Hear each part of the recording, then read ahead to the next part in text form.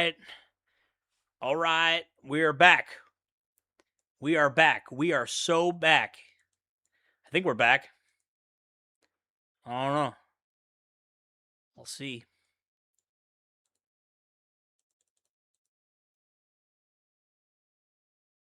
We'll see if it's working. We'll see about that. We'll see about that. I don't know. We'll see. I don't think it likes the... I think maybe it was copyright. Maybe that's what it is. So what I'm going to do out of an abundance of caution is I'm going to go ahead and delete the other stream just in case we have violated some kind of copyright policy. That way, I won't get a strike on my channel. Because I can't get a strike on my channel for a video that's already been deleted. At least I don't think I can. So, we're just not going to play any copyrighted material.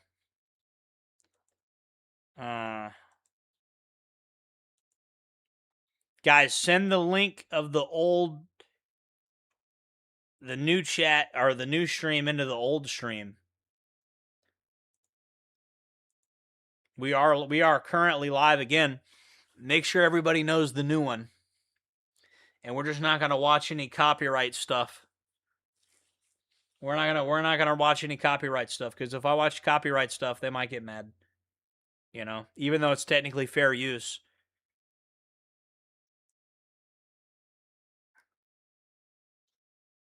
No, if it detects copyright stuff, it can freak out, and it doesn't know any better, you know? I mean, it's not terminating me to where I can't stream no more, so, you know. I mean, it is what it is. You know what I mean? It is what it is. It's just, you know.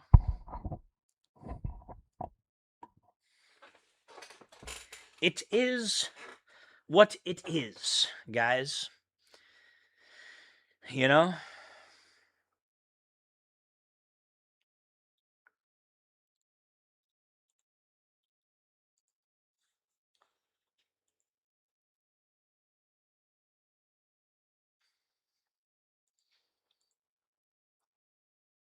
Hold on, guys. I'm waiting for everybody to come on in. I don't go live very often, but I think we're going to change that. I used to go live more often. I kind of stopped for a while. When Angel gets out of prison, we'll probably have her on a lot. You know? We'll probably have her on a lot. So.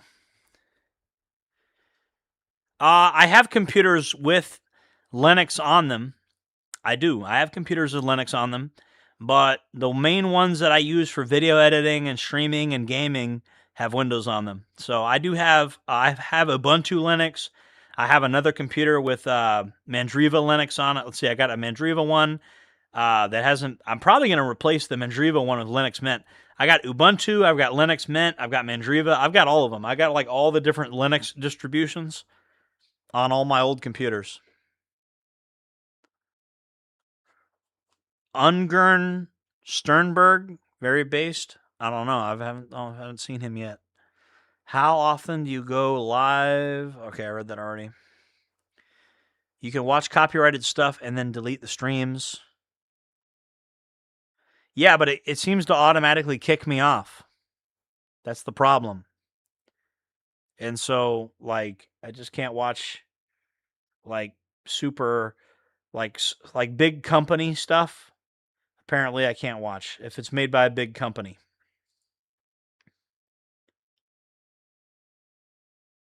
Arch Linux? Yeah, I don't think haven't really tried that one yet. I don't think I have. If I did, it was at a friend's house. I'm not completely sure. So, guys, if you could spread the new link. Spread the new link around to everybody. You know? Have you guys seen Battlefield 6? You guys want me to play Battlefield 6? I don't know if you guys want me to watch me play it because it's super woke.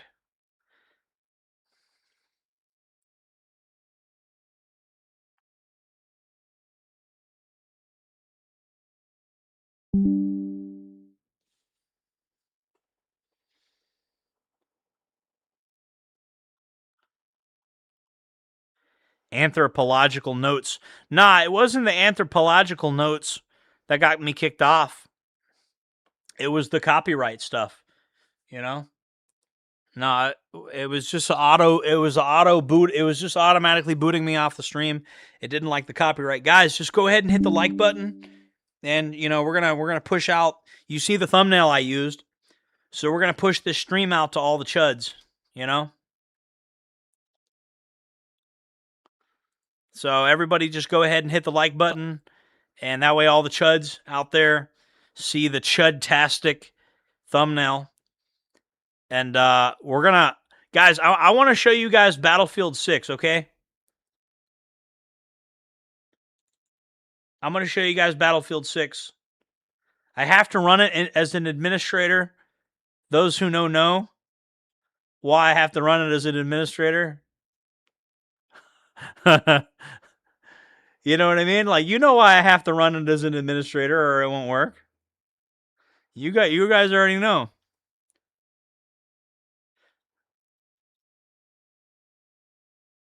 Guys, this game is super woke. They absolutely ruined this game.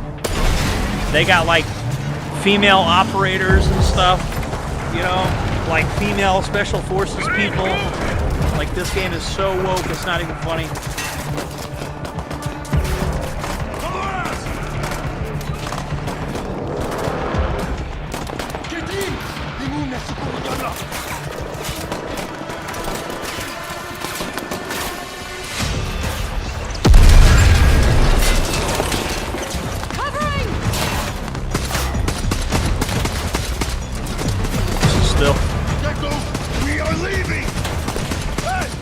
On your feet, soldier. We are leaving. Go, go, go! Yeah. Looks like you're the spark after all, Barsak. You good, Lopez? Tell me you still got that intel, Lope. Yeah, I got it. Is it just me, or have video games not gotten that good in the last few years? They haven't gotten that much better than they were 10 years ago. I got out of prison and I was very disappointed. I thought there'd be a bunch of cool video games out, and it's largely stayed the same. Swap out east. Roger. It's just super woke. I mean, guys, look how woke this is. Watch this.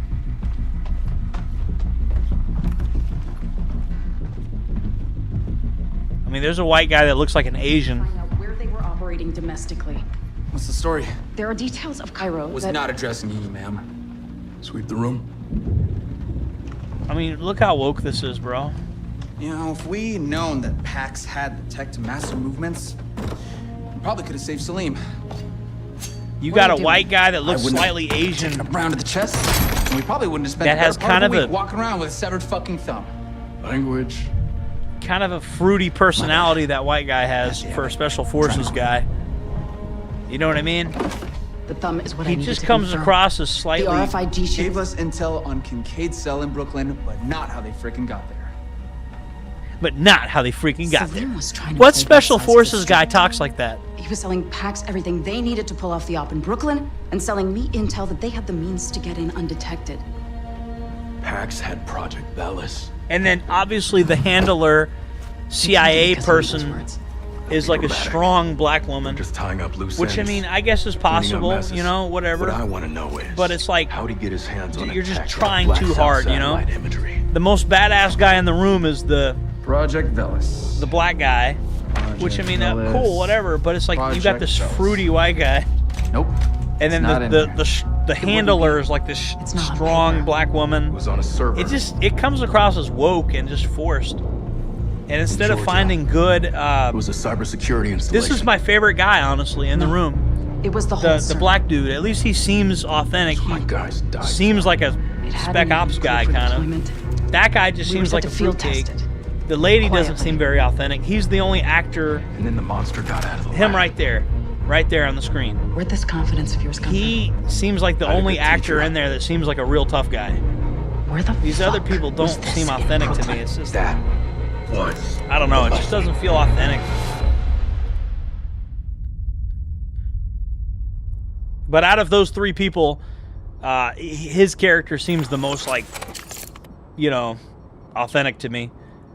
But it's just bad voice actors. It's just a bunch of, like, it's like you went to a college and you found a bunch of Nothing like New York.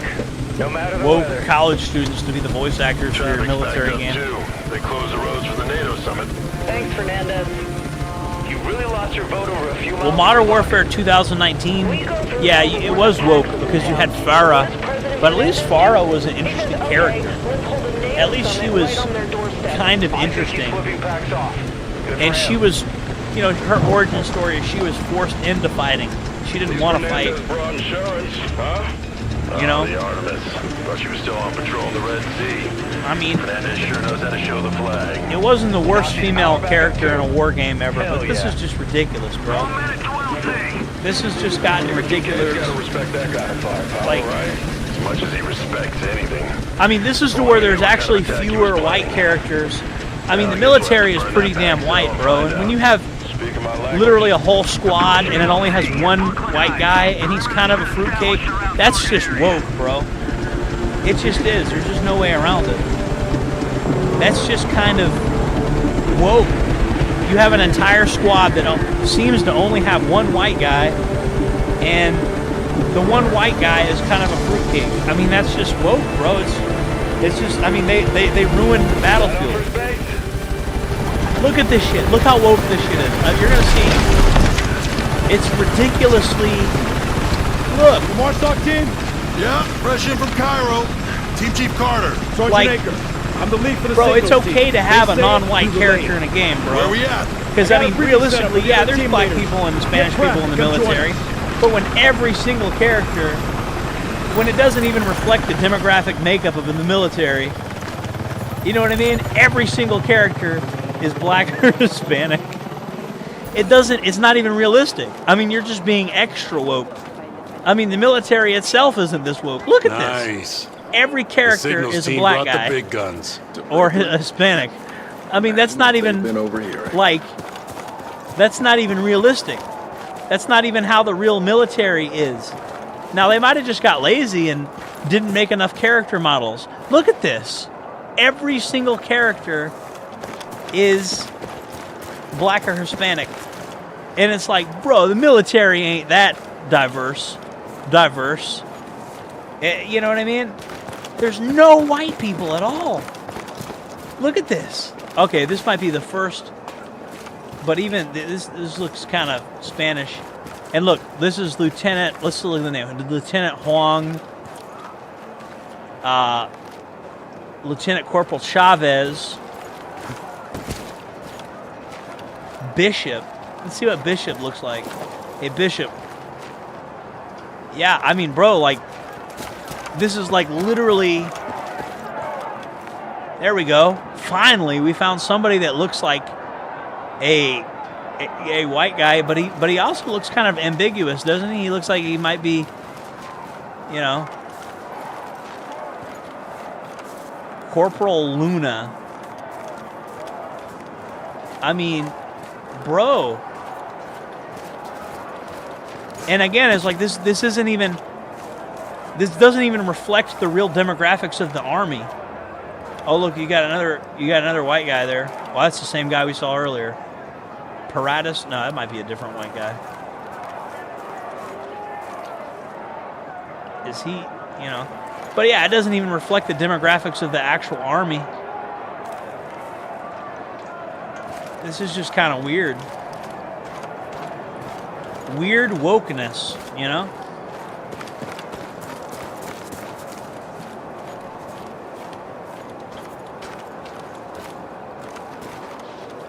Somebody in the chat says the true first Americans weren't white. You know, if you're talking about the people that were here before Europeans showed up, then yeah. But, I mean, if you're talking about the actual founding fathers, they were definitely white. Just cramp from the flight, that's all. So, I don't know. I'm just doing some exploring. I don't know, guys. Should I be able to stand on top of this tent? Or do you think this tent would cave in if I was standing on top of it? I don't think this should be physically possible. I don't know. It just seems woke to me.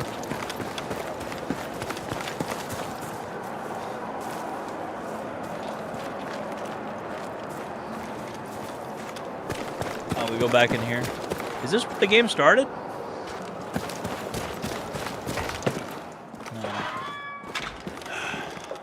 We gotta get this started. We got this pack cell locked down to a small residential zone. The perimeter's tight, but they still control one side of the street, outside their HQ. That's where Kincaid's running this Wearing attack? woodland No camo idea. pants? We can't get our decryption platform close enough to eavesdrop on their comms. You, Sierra and Quebec, clear the houses along the street, secure the position. We bring the SIGINT platform in. Hey, this Hey, man wait. got them how Irish long? Republican Army Just pants long on. enough for my people to do their He's got magic. that Spiritist Once we get the Systems. info on the strike, we can regroup. He's wearing those Spiritist This Kincaid Systems guy is cooking up. IRA He's spending pants. some serious money on. You watch yourselves.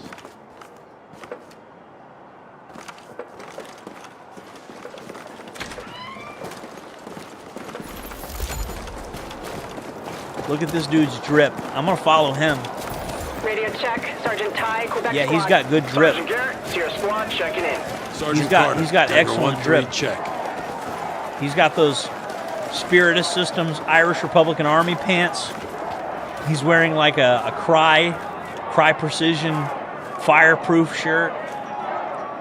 The only problem is his rifle is like what the hell? Is that like the Sig Spear? This whole game is sponsored by Sig Sauer, guys. Yeah, it's pretty drippy. Like, I would run some kit like this. Let me see his mags. Yeah, he's got his mags.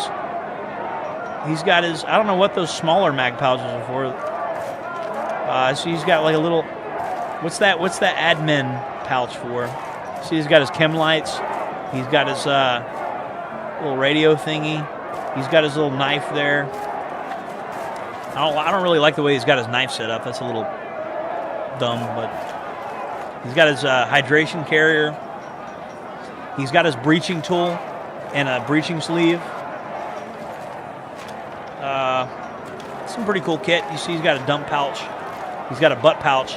That'd make it kind of hard to get in and out of a vehicle, but the way it's positioned, it might make it comfortable. It's just whatever you got in there is going to get smushed. What kind of holster he's got? Kydex. I don't see any retention system on that. Anyway.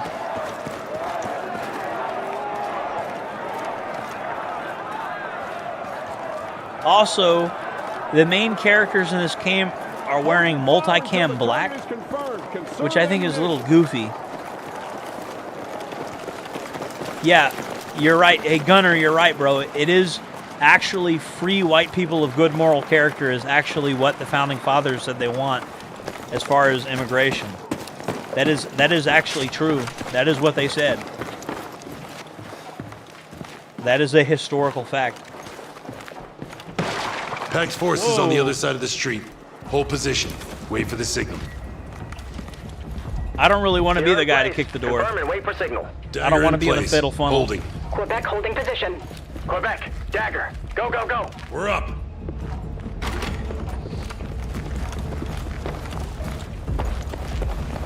Yeah, so black camo is good for telling the opposition force from, when you're training, if you want to know the op 4 from the regular force, that's kind of cool.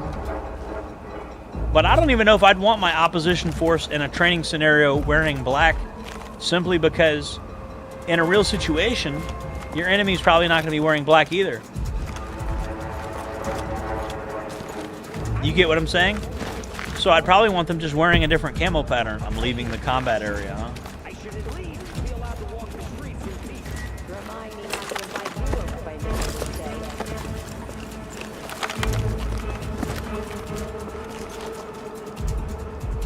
Okay.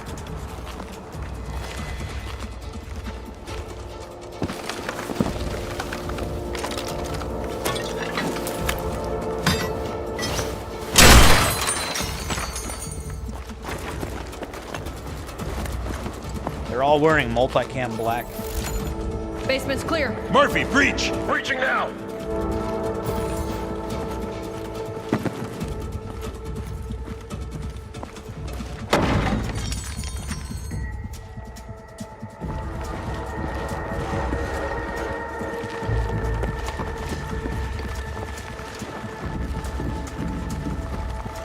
Hey, you hear that?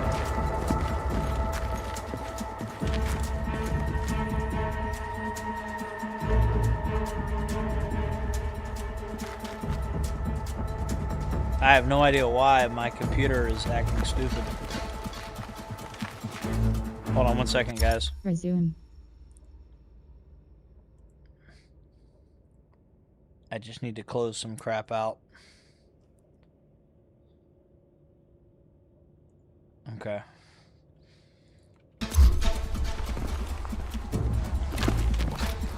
Ooh, I got them thermals.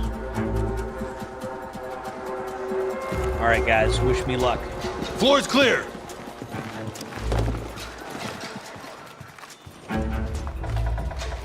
Oh, I don't like these types of staircases, bro. I'm seeing barricading, so proceed with caution.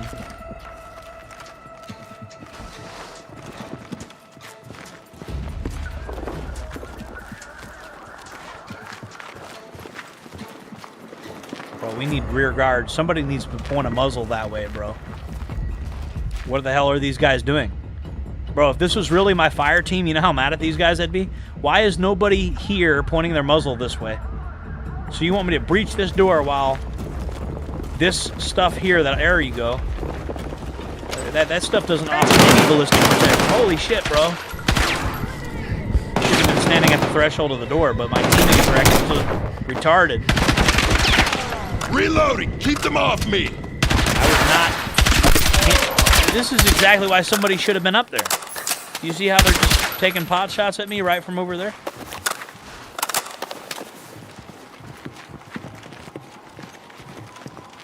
Yeah, amateurs think in terms of tactics. Professionals think in terms of logistics. Oh, man, look at those pants. Look at that camo. Is that like Serbian karst camo? That's cool camo right there. I want some camo pants that look like that. All right, let's go through here. Why do they have like yellow cord on their kit? Is that like a PID thing? Is that why they're using yellow? Is that like a personal identification thing?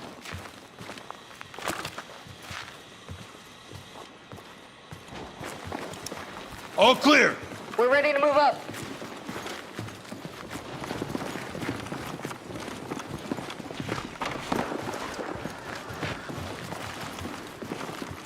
Okay, I'll take that door if they're gonna take that door.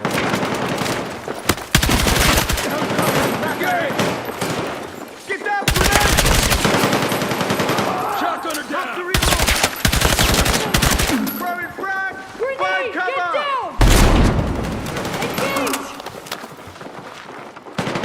Cover me, I'm reloading!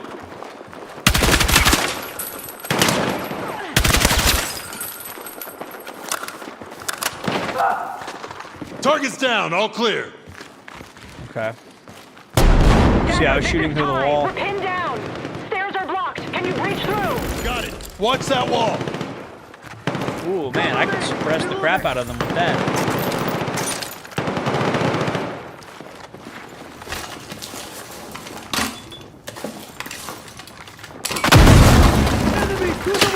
You got a detonator. Cover me. Bro, it's just like the game's cinematics like forced me out from cover, bro. Like I don't like this shit, bro. It's like why is the game's cinematics forcing me out from cover Quebec, when I want to stay in cover? Nice work, Dagger. We'll find our way around. This is Dagger 1-3 actual. Street is clear for signals. Like that wall was perfectly good Against moving in. cover and concealment. It was a brick wall, so why did I immediately force myself out from cover Don't you worry. when there's an enemy that knows I'm there. Like, holy shit. You better, unless you got a few $1 million around to fix this kid.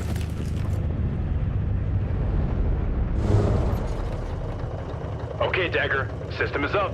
Got some active signals. Quebec and Sierra are pushing forward to the HQ. Dagger, give them cover from the roof while Acre runs decryption. Understood.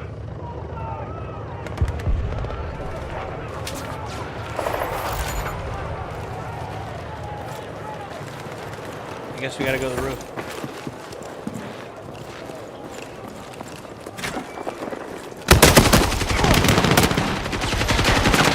Damn it. What the hell?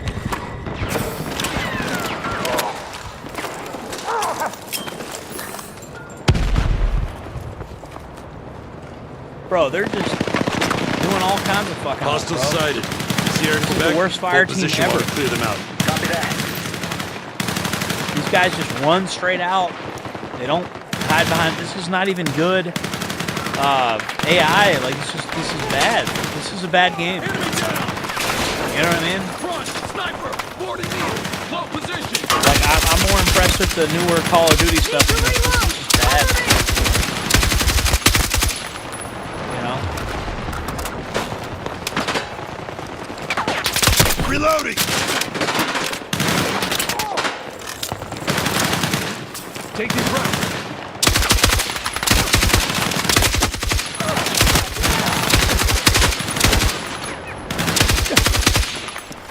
Okay, Sierra, Quebec, clear to advance. We're on the move.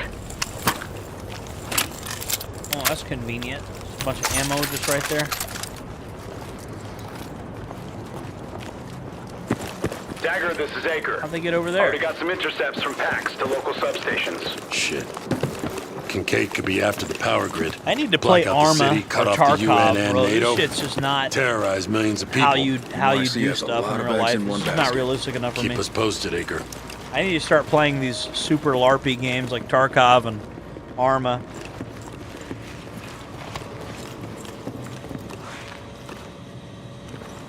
Yeah, so let's just stand right where that window is, and then you have that threshold there. Like these guys are not tactical. Look at what these guys are doing. Like, nothing about this makes any sense. You got a light source over you.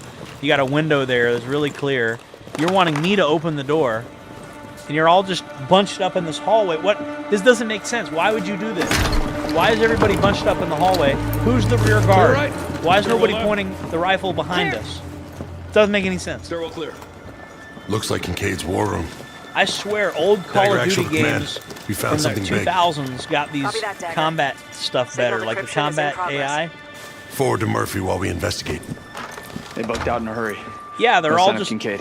crowding was up in never a here. fatal funnel No, Kincaid's a ground next to commander. a Wants to window get his hands that's bloody. clear with a light source underneath Lovely them guy. in the middle of a Paris. combat zone. It's not like this is a strike. permissive environment and they don't have much to Warship. worry about. It's not like there's some Artemis. cops in like a Kincaid planning suburban to roll on neighborhood, like a low crime area or Pax something. is No, planning this to is use like the an missiles active against combat New York. zone. Everybody's just hanging out, Power grid's just the bunched first up in a step. fatal funnel Then it's next bridges to a and window. tunnels.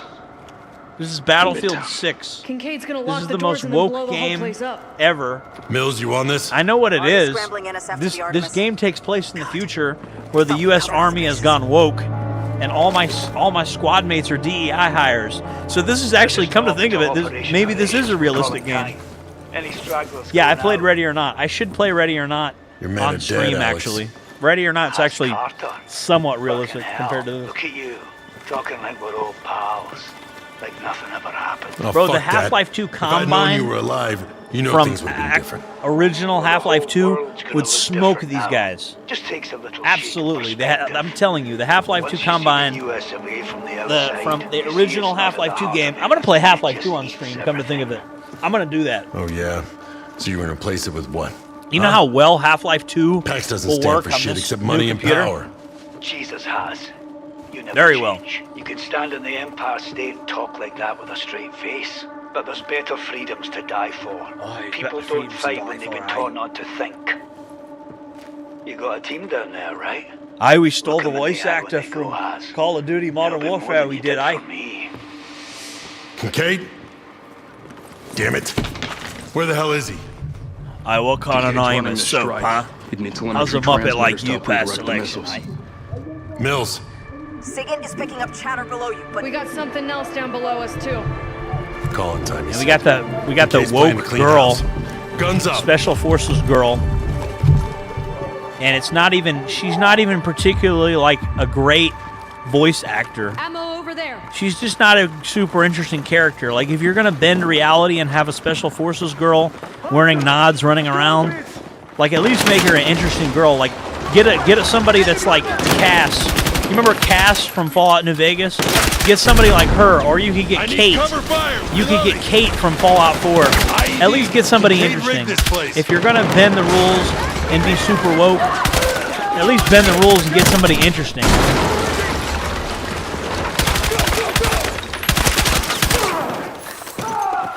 Will it even let me shoot through the walls? I don't even know if it will. Down, they said? All right, look for a way below street level. I mean, Call of Duty lets me shoot through the walls.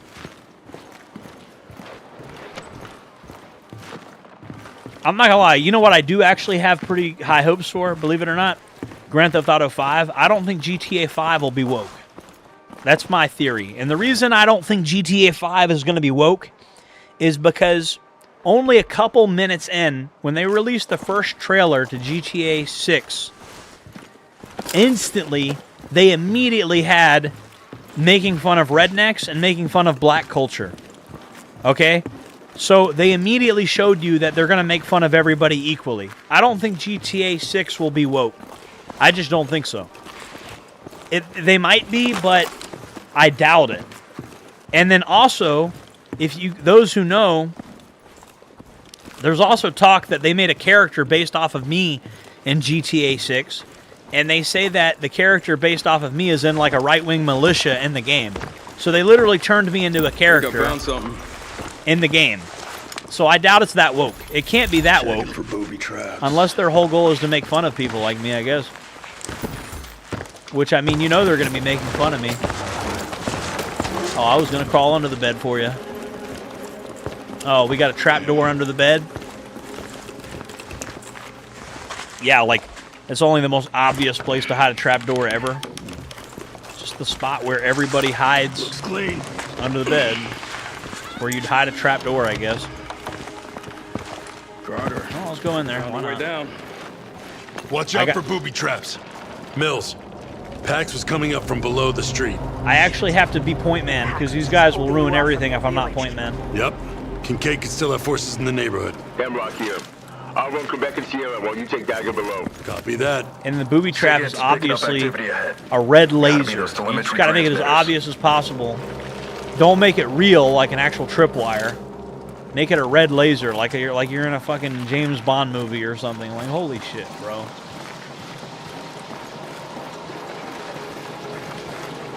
I'll let them go. They can disarm the booby traps. Well, I guess they can't because they're retarded.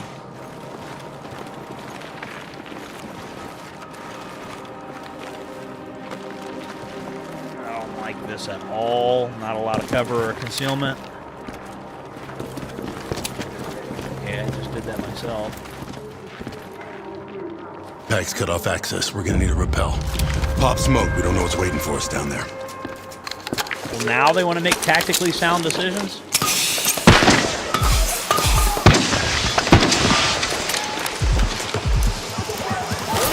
I don't know. Would you cover your advanced repelling by popping smoke? Is that really a great idea? I don't know if that's how you'd handle that. Probably just letting everybody know that you're... This isn't even tear gas. This is just smoke. Heads up! Welcoming committee! Well, I mean...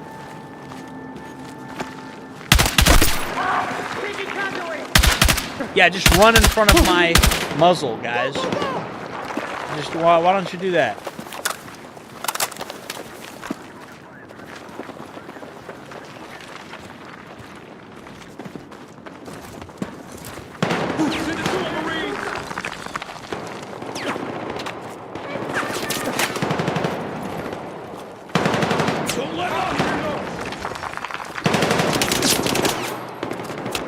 Yeah, I'm not gonna go that way. Need to find cover!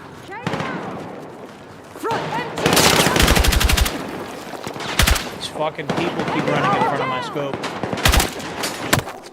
They're gonna become blue on blue friendly fire casualty if they keep doing that. I'm out. Reloading. Keep doing it, bro. I'm trying to engage the enemy from far away. I'm trying to like not be an idiot. Don't let up.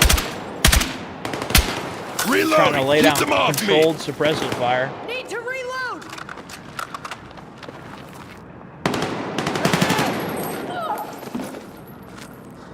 Look at all this. Real PMC home away from home. Must have dug into old subway tunnels. Imagine the construction bill. No wonder Slim got wise.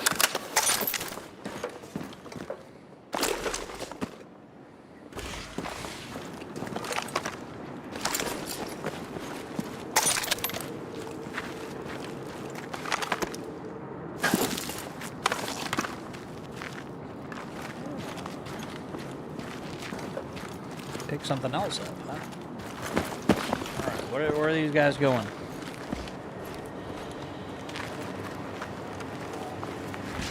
Dagger, this is Acre. Signals show those transmitters are on the move. What? This is the animations Shit. Is aren't Kincaid good. shipping them out? This just isn't good. And I can give them orders just by hitting Q, but I mean, like, it's not very specific order. Like, I can't control what kind of orders I give them. Train? If that's how they're shipping them out, come on! Locked! Breaching!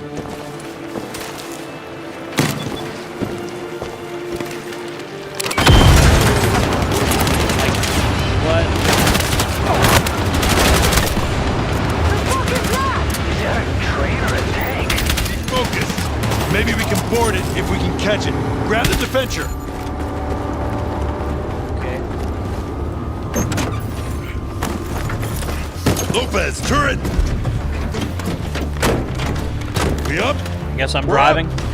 Rolling! If we don't go now, we'll lose them.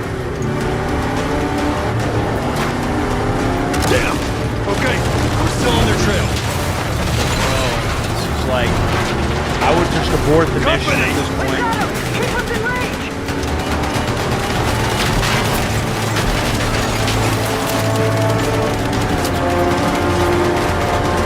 Accelerate! Accelerate! To the nearest McDonald's!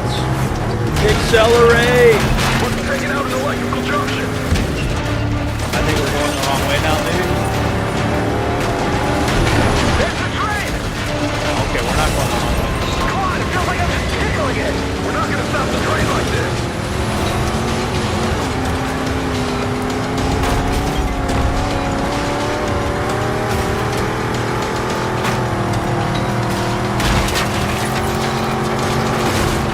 Dead end up ahead! Hold on!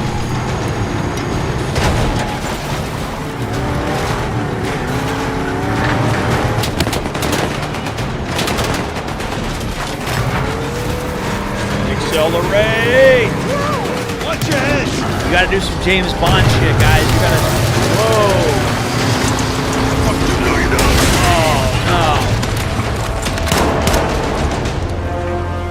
no. Good thing. We good? There we go. Good. Good. Dismount! Thank God. I had a based black guy with a pistol. That's what I. Damn You it, never know train's when you long need a gone. based black Can we guy with a pursue pistol. from the air? Let's get And that was one of those topside, calling a moments. little bird.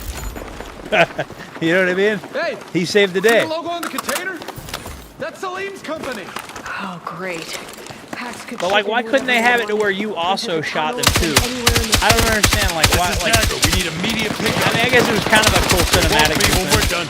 Take them out. But this game is just like. Reloading. This game is just a step backwards. I can forgive all the woke stuff if the gameplay was good. If it was good gameplay, I could. Rifle eliminated. Kind of bad. You know what I mean? This is going to be played. I'm going to play the whole thing one time, and then it's going to get uninstalled from my computer. This is not staying on my computer. It's not worth the space on my hard drive. I'm going to play the whole thing through. It's not that bad. It's not the worst game ever. But it's not good either. This is definitely like, if you guys want to know the truth, this is definitely on the lower end of games. Battlefield used to be better than Call of Duty, and now Stay ready. Tell them to land on a roof, safer than the ground. and it's just like, oh.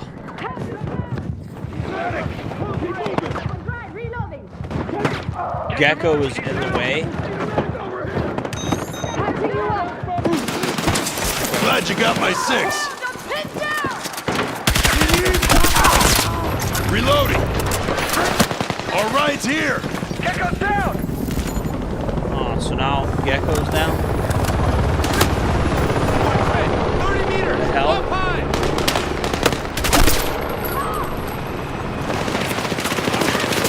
Stay with me. I'm hit! Yeah, I gotta save her ass. Oh. Oh. I gotta hide. No fucking way, bro.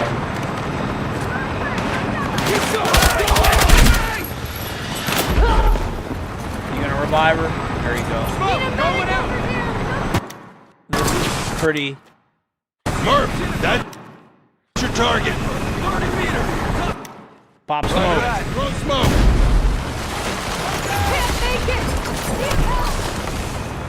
What? This is some woke shit. I got you. Come on. Stay alert. Stay alive. Gotta drag you out of here by the drag handle on your plate carrier because you're getting killed. You're getting knocked down and shit. Oh, shit. Is that our exfil on the roof? Why are they on the roof? We need them down here. Why aren't they engaging enemy troops?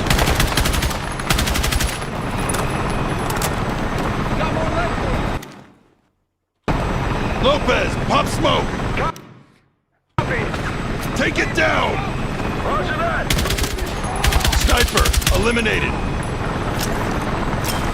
Front, sniper! 30 meters! I'm reloading!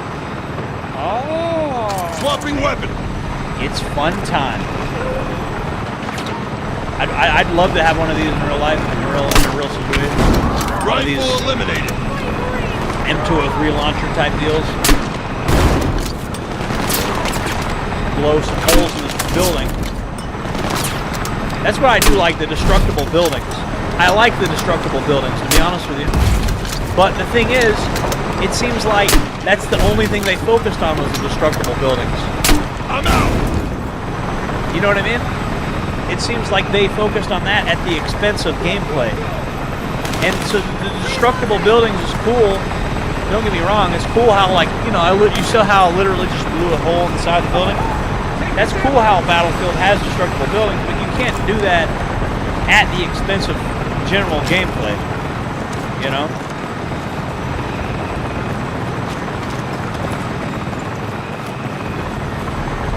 It just wasn't, they didn't make a masterpiece with this. They really just dropped the ball, you know? It's not a well-made game. What, like divine intervention? Kincaid always did act like someone was looking out for him. And then they hit us with all the woke stuff. You know, and it's like, fine, you want to hit us with woke stuff? Make a damn good game. Make a masterpiece. Time to go! And then hire actual good voice actors instead of just completely, like, listen, if you believe in DEI and you believe in multiculturalism, then put your best foot forward by hiring voice actors that don't suck. Because when you do this woke shit and you do this DEI shit and you basically just, like, you don't hire talented people, because there are talented people from every race that you could hire. That is true. So if you're trying to put your best foot forward and you want us all to be woke, liberal people, you want us to all become woke like you, then maybe put your best foot forward and actually hire some people that are talented to do your games. Is that a fair assessment? Like, if you're going to be woke and you're going to promote all this woke shit, wouldn't you want to hire good voice actors and good talent to like put your best foot forward and show, see, look how awesome diversity is and multiculturalism is. Look how awesome these people are. But no, they don't do that. They just get the worst voice actors possible. It's because you're literally just thinking about, instead of thinking about like, remember Griggs from Modern Warfare? He was black, but he was a compelling character. So instead of getting somebody like him, you're so hyper-fixated on building a woke game that you're like, let's just find some random black guy off the street and ask him if he wants to be in a video game. You see the problem here? Like, you're more focused on being woke than actually finding a good voice actor. I mean, it's like, and that's the thing. It's like, I mean, I'm against wokeness altogether. Yeah, it's a pattern. But holy shit, bro, find a good voice actor. Someone who turns their own weapons against you. Fight smarter. I mean, if you really wanted to make multiculturalism look cool, you would do it by actually finding like a cool black voice actor. And you maybe get like a cool girl like Kate from Fallout 4 or Cass from Fallout New Vegas. You know, you'd get the coolest people you could get from every race. If you wanted to promote multiculturalism and be woke, that's how you would do it. But this shit is just like, it just shows that all you care about is promoting some agenda. You don't care about having genuinely talented voice actors, and it just pollutes the game. It just makes it this gross thing where you feel like you're being brainwashed and propagandized. Stay here long. Like, I'm not a super radical person, bro. I mean, if you got good voice actors, I'm not gonna care. I mean, I'm not gonna say I won't care if they're white, because I mean, I want people that are similar to me culturally. You know, I want people that remind me of me. You know, but you putting in a couple of non-white characters. I mean, the actual army has non-white people, so that's fine. You know, that'd be realistic. That would reflect the real world. But holy shit, man! Like, this hyper woke shit is just insane. You have more non-white characters than you do white characters. I mean, that's crazy, bro. Bring it down! I want to look at the enemy NPCs. I'd like to know if the enemy NPCs are white or not. What if they made all the enemies white? That'd be crazy, wouldn't it?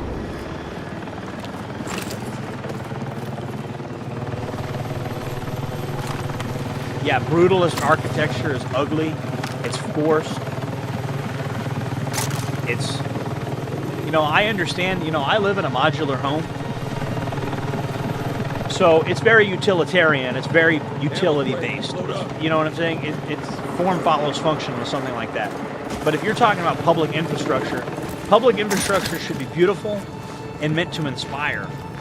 It shouldn't be intentionally made ugly to demoralize the population and to rob them of their own culture and their own history by making some ugly building. But I guess on the bright side of government buildings and their brutalist architecture, the bright side here is it will make the government look cold and bureaucratic, which I guess is the silver lining, because we do want people to think of the government as a cold, bureaucratic group of lizard people. And I couldn't think of any faster way to do that. Destroy that target, Murph! Having them embrace brutalist architecture. So hopefully government buildings will be made that way people will see them as the lizard people they are. The government are definitely lizard people. Cover me while I reload! I'm just gonna blind fire. Like, I'm just gonna do raw suppressive fire just for shits and giggles. See how much this game rewards me for aiming. Reloading! Spray and pray. Get into position!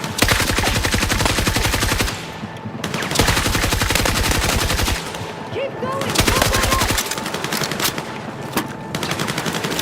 Line them up! Keep going! Don't let up!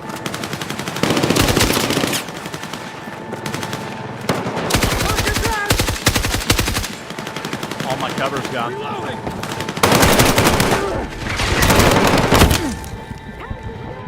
What the hell?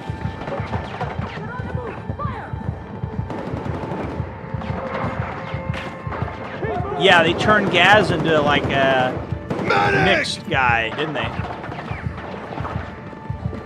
You know? Isn't that crazy? What they did to Gaz? Appreciate it. Cover fire. They changed the race of Gaz.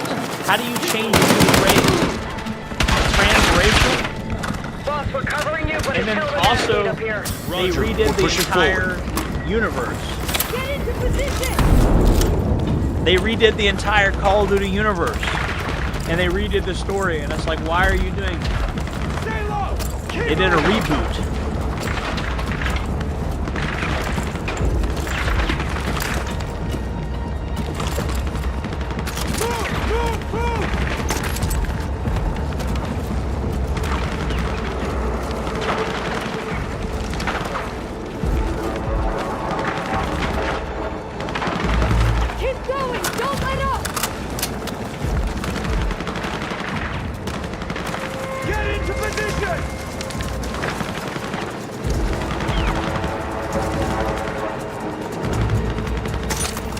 I'd like to know where that fire is coming from. Target behind cover!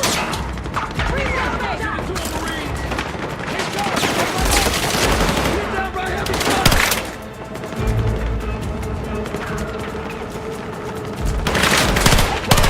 Enemy in cover! Hostile using cover! Taking heavy fire!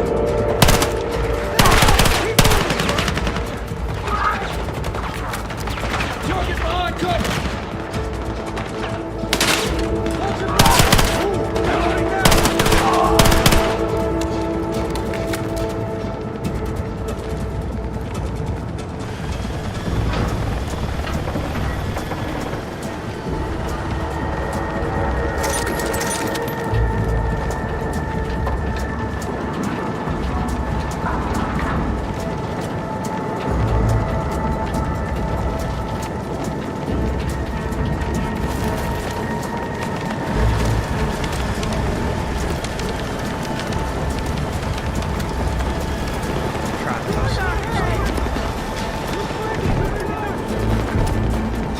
RPG spotted! Weapons free! On me!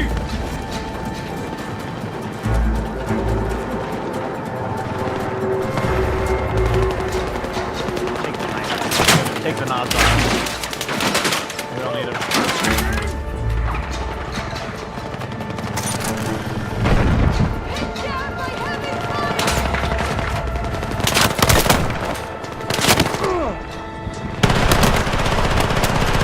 Cover me while I reload.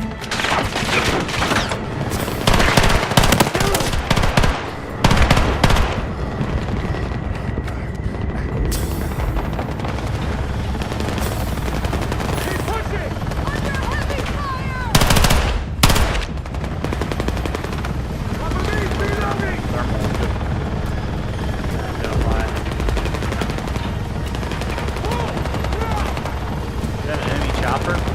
Friendly chopper.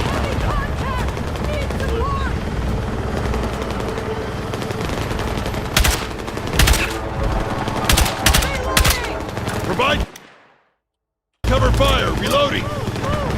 Copy. Get into position!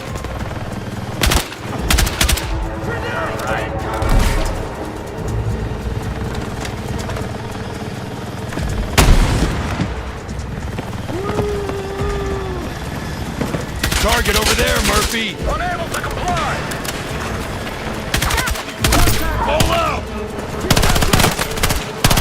Reloading.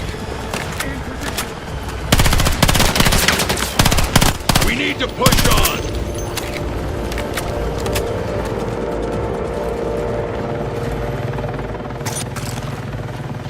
There's ammo here.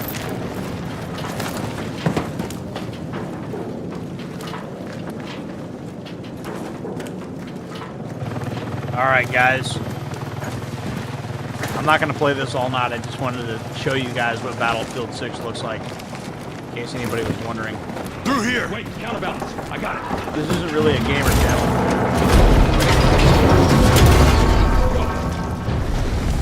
Bro, this is like some Transformers movie shit. It's like, let's Murphy. not have any depth of I'm characters. Let's What just have shit was that explodable close? buildings. Look for and another way around. collapsing stuff. I'll meet I you mean, up it's ahead. pretty cool. I mean, I'm not gonna lie. The cinematics are cool, I guess, but the AI is bad. We're in a golden age of AI, but the character AIs in the games have actually gotten worse. That doesn't make sense. I mean, the Kanban in Half-Life 2 were smarter than a lot of these characters in this game.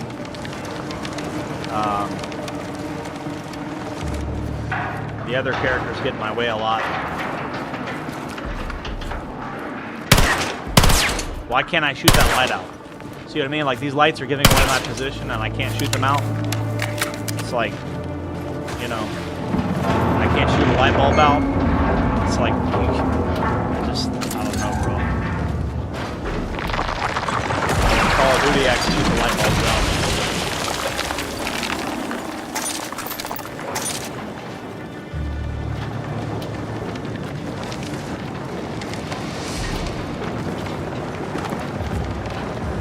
You know, you got explodable buildings, but I can't shoot out light bulbs. You know what I mean? How are you going to have explodable buildings, but then you try to shoot out a light bulb and you can't? Boggles my mind. Murphy, I see the transmitters, but... Interrupt the connection. Switch off anything linked to an antenna.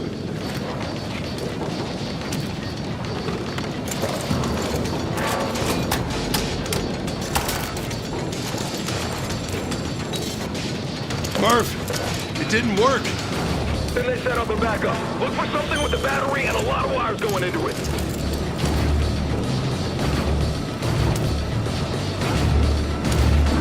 Yeah, I see it. Disconnect every wire. Okay, so I only for all this shit.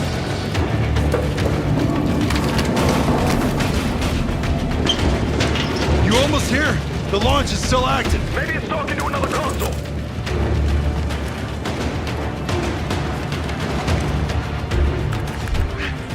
It's online, no idea what it's doing. Then just break the shit out of it. Can do.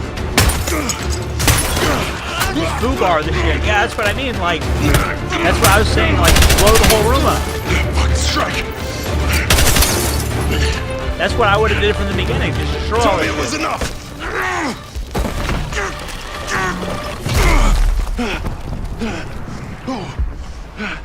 Yeah, it wasn't enough. Oh well. On the bright side, the FBI will get more funding now. We failed to stop an attack, so the FBI is about to get more money. Oh, God. Don't worry, the FBI is going to get a huge budget now. Everyone knows they get more money when they fail to stop terrorism, so this is fine. Government's going to get way more money now. Unable to land. Obstruction on LC. We've got incoming. Friendly on intercept.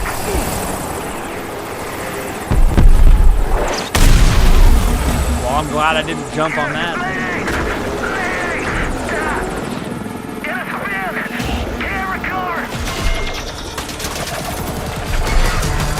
That was a pretty... Well, never mind. I was about to say that was a pretty good control landing. He almost did that.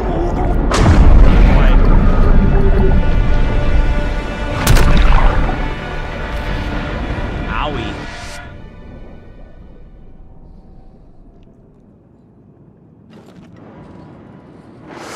Yeah, I remember when Battlefield had real factions and it wasn't goofy.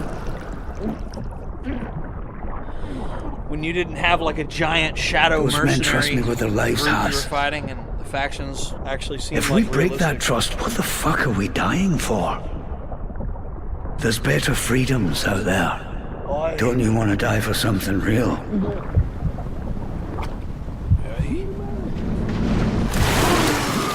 Come on, Harris. Still got work to do.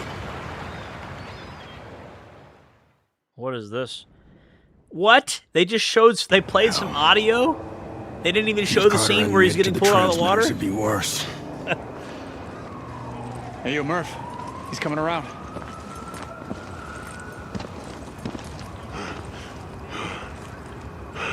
The strike. We got it. It's okay, Haz. Murphy. They intercepted almost all the missiles. Big residential neighborhoods made it. We saved a lot of lives. Yeah, and all your wounds are superficial, so you're gonna be okay. You know, aside from whatever you this voice picked up acting's swimming in this terrible. river. You should see the one that got away. His voice acting is terrible. And all your They wounds want are to take him to the fob superficial, so over you'll be Fulton, fine. just to be safe. I'm fine. Guys, Like, Paz, this is so terrible. it's Mills. She says President Fernandez has been moved to a safe house across town. Tell her we gotta make a stop at Empire Fulton Ferry. Wait. Kincaid! He's not here, Paz. It's because the bastard's on his way to the real target. What's bigger than New York? President Fernandez. That's right. Yeah, go. Get the location of the safe house from Mills. Not Tell President her we're headed there now. Fernandez. Roger that. Headed there come on, in bro. Like, what? this is woke. Our little bird got totaled. President's name is Fernandez. There's our ride right Come there. on, bro. I mean, this how woke Pretty can sure this Pax game just get? ditched that. Yeah, They've well, ruined the Battlefield, runs were bro. in business. How do you do this? Look, if I'm wrong, I'm wrong. But you can visit me in the brig after the president's safe, okay? I'm glad the fall knocked the stick out of your keister top. Guys, I can't do this no more. I'm sorry. I'm sorry. I can't do this no more. I don't want to play this game while streaming anymore. It's almost. I think I've only got a couple more missions of the campaign left. I don't want to play it on stream no more, bro. I'm gonna save you guys. This is not worth making a whole series out of. It just isn't. You know. Play. It's just not. Change options. Set menu narrate. Quit game. Yeah, I gotta quit. I'm sorry, guys. I'm sorry, guys. I can't do this to you guys. Can't do it to you guys. Tom McDonald's live right now, huh? Tom McDonald is not based enough for me. He's not based enough. You notice the gun community is just never ending, like, it's just never ending. You can't use foregrips now, you know? And then see what, I already know what they're going to do with that. They're going to say you can't use foregrips now because Louis Botkin says you can't use foregrips. So what they're going to do, Louis Botkin's going to say that you can't use foregrips, right? And then after Louis Botkin says that you can't use foregrips, a week from now, they're going to be like, actually, there's this new type of foregrip you can use. And this is actually really good. That's what they're going to do. They're going to say, they're going to go from saying you can't use foregrips to saying, okay, on second thought, you can use foregrips. You know? That's what they're going to do. You can use foregrips after all. You know? Guys, if you're just tuning in, please hit the like button. So we're not playing the game anymore. If anybody wants to ask questions, I'm actually watching the chat right now. Whereas I wasn't really watching it that much earlier. I am watching it now.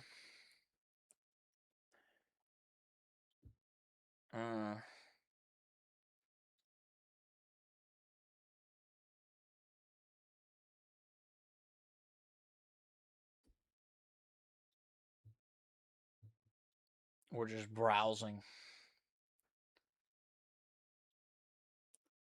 Well, that's a hell of a thumbnail. That's a hell of a thumbnail, isn't it?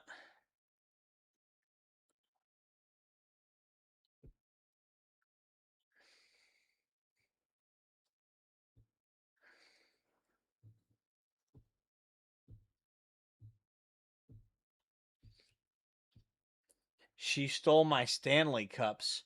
What? She stole Stanley... I gotta see this, guys.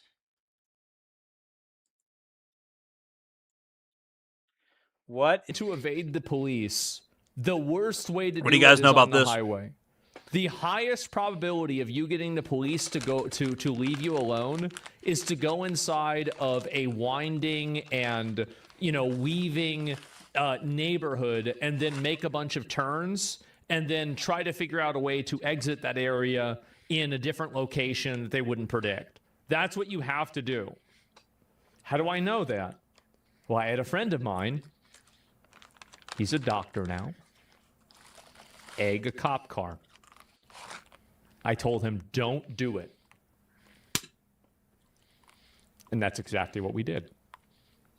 I told him, I said, don't. Oh, well, you're grandfathered in if you have a car already. We're just saying the newer model cars have to have the ability to have the police able to turn them off.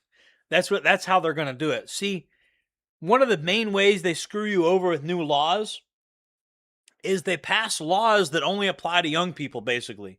They say, oh, you're grandfathered in. I remember there was this thing where you have to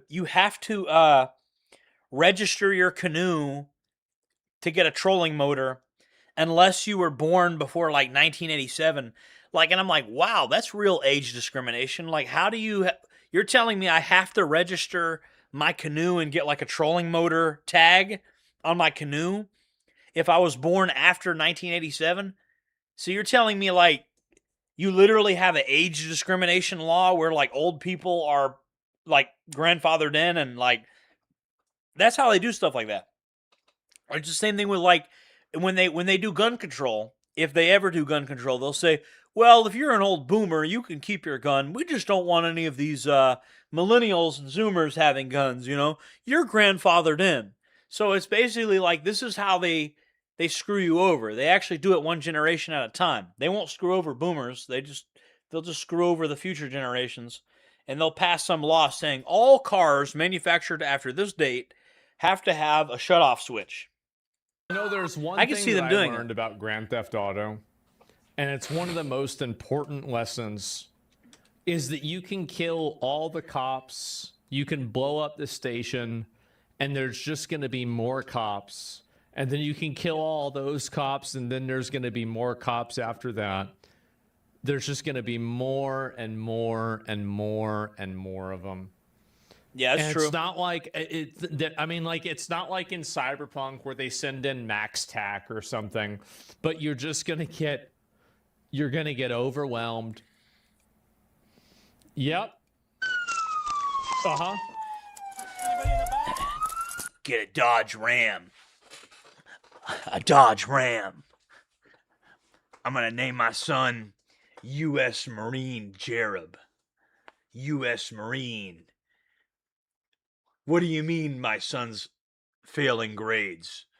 That's a U.S. Marine you gave a failing grade to. What do you mean my son's retarded? You guys remember? I'm going to talk to the doctor and make sure my son comes out gay. Because the hardest thing to be in America is gay. So my son's going to be gay because he's tough, because he's hard. And the hardest thing you could possibly be in America is gay. That's the hardest thing to do, is to be gay. So my son's going to be gay because he's tough. He's going to drive a Ford F-150. Not the King Duty Super Ranch. The Ford Lightning EcoBoost. Not non-leather interior, regular synthetic seats. You remember the Sam Hyde skit? I'm gonna name my son U.S. Marine. U.S. Marine Hyde. That was funny. If you guys haven't seen that already, I feel bad if you guys haven't seen that one already. On WD-40. Name my son WD-40. Because he's going to be slippery. Always getting in and out of places he shouldn't be. And because he's going to be jiffied up. He's going to be jiffy lubed up all the time.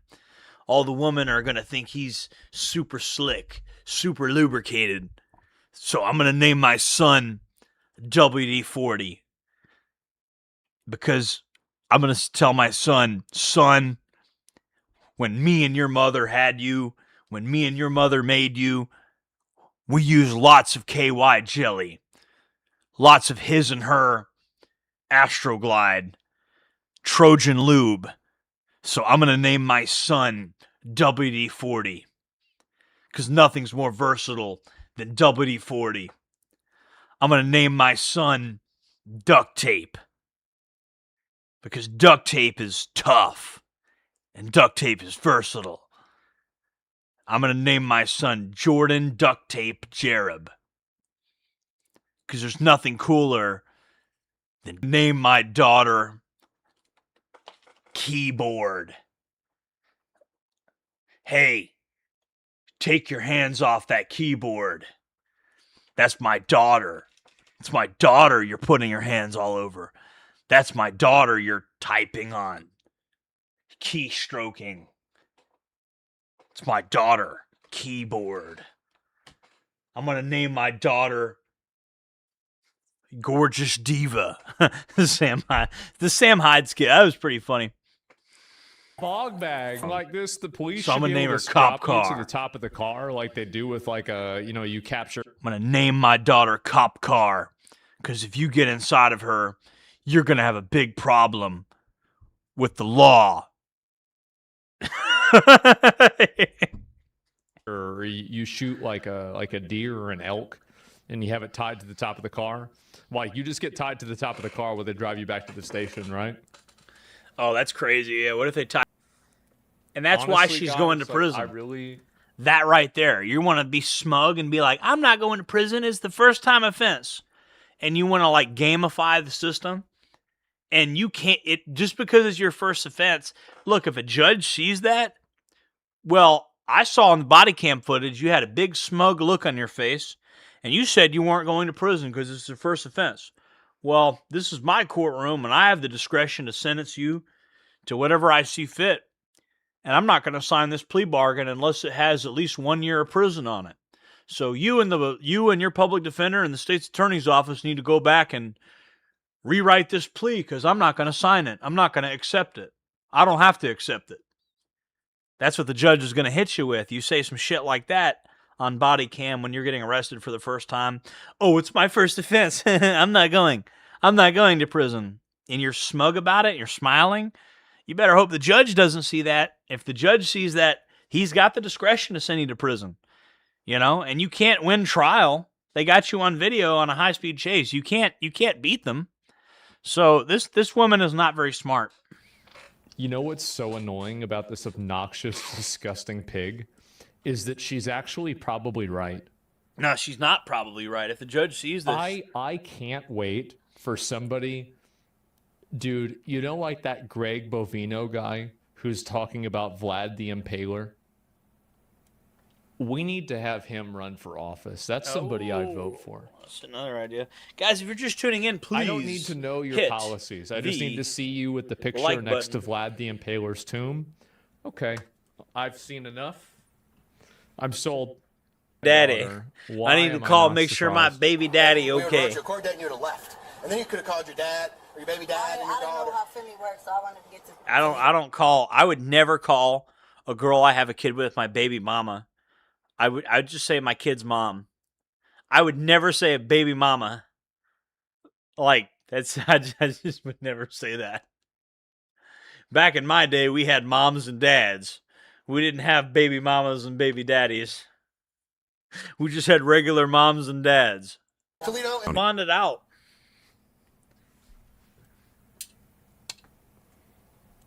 Oh, wait. She said this is her first charge? She's got a bunch of shit. Do you remember what I can't stop saying this because it can't stop being true. We are spending billions of dollars micromanaging these functional subhuman animals whenever we should just be institutionalizing all of them. This is a 2%er. This is, in fact, a 2%er right here. Yeah, I go with Asmongold on this. 2%. If we had just kept this person in the box the first time they caused the problem, 2% of the population that commits like 40% of the car crime. accident. At least you got public defenders. Yeah, read the top. See, that's what crime. people don't even Use realize. Of child restraints, transport. Okay, so you know how they say 14% of the population commits half the crime? Well, really, it's actually, of that 14%, it's really only a percentage within that. So it's really only like 2% of the population that commits like half the crime. Like, that's the funny thing. It's not 14% of the population that commits half the crime. It's of that 14%, you could take 2% out of that, and that's what's committing like half the crime. That's the craziest thing about it. It's not even 14% of the population. It's a fraction of that 14%, like 2 or 3%, that's committing like half the crime. It's crazy, bro. Reporting a child less than 8 years old. I don't know what that means. It He revealed 17 different motor vehicle violations. It's an interesting take. Right. He said NPCs have baby souls. Motor vehicle violation. That's I've never heard that one before. Oh my god! Basically, they haven't woken up. That's one way of looking at it. Holy, we need to have a situation that is the resolution of these people. Okay. We need to get rid of it. We need to get rid of this problem. We've got to get rid of this. It's a big problem. Yeah, what is this here? When do you know who to institutionalize? You just look at him. You just look at him. Big dog. Like, it's actually so easy. You guys see this big dog? But everybody goes like, oh, dog. Well, I don't know how to figure it out. I don't know who it is. Big dog. I don't know what's going on. Shut the fuck up. No, it's obvious who the problems are. It's obvious and everybody knows it. Yeah. I tend to agree there. I tend to agree. What do you think, Sammy, huh? What do you think? Do you agree? Do you agree that the problem is pretty obvious? Obvious? You think the problem is obvious? Come on. Sammy? All right, I'm going to let you down. Come on. Whoop. Doggy. Big dog. She's big.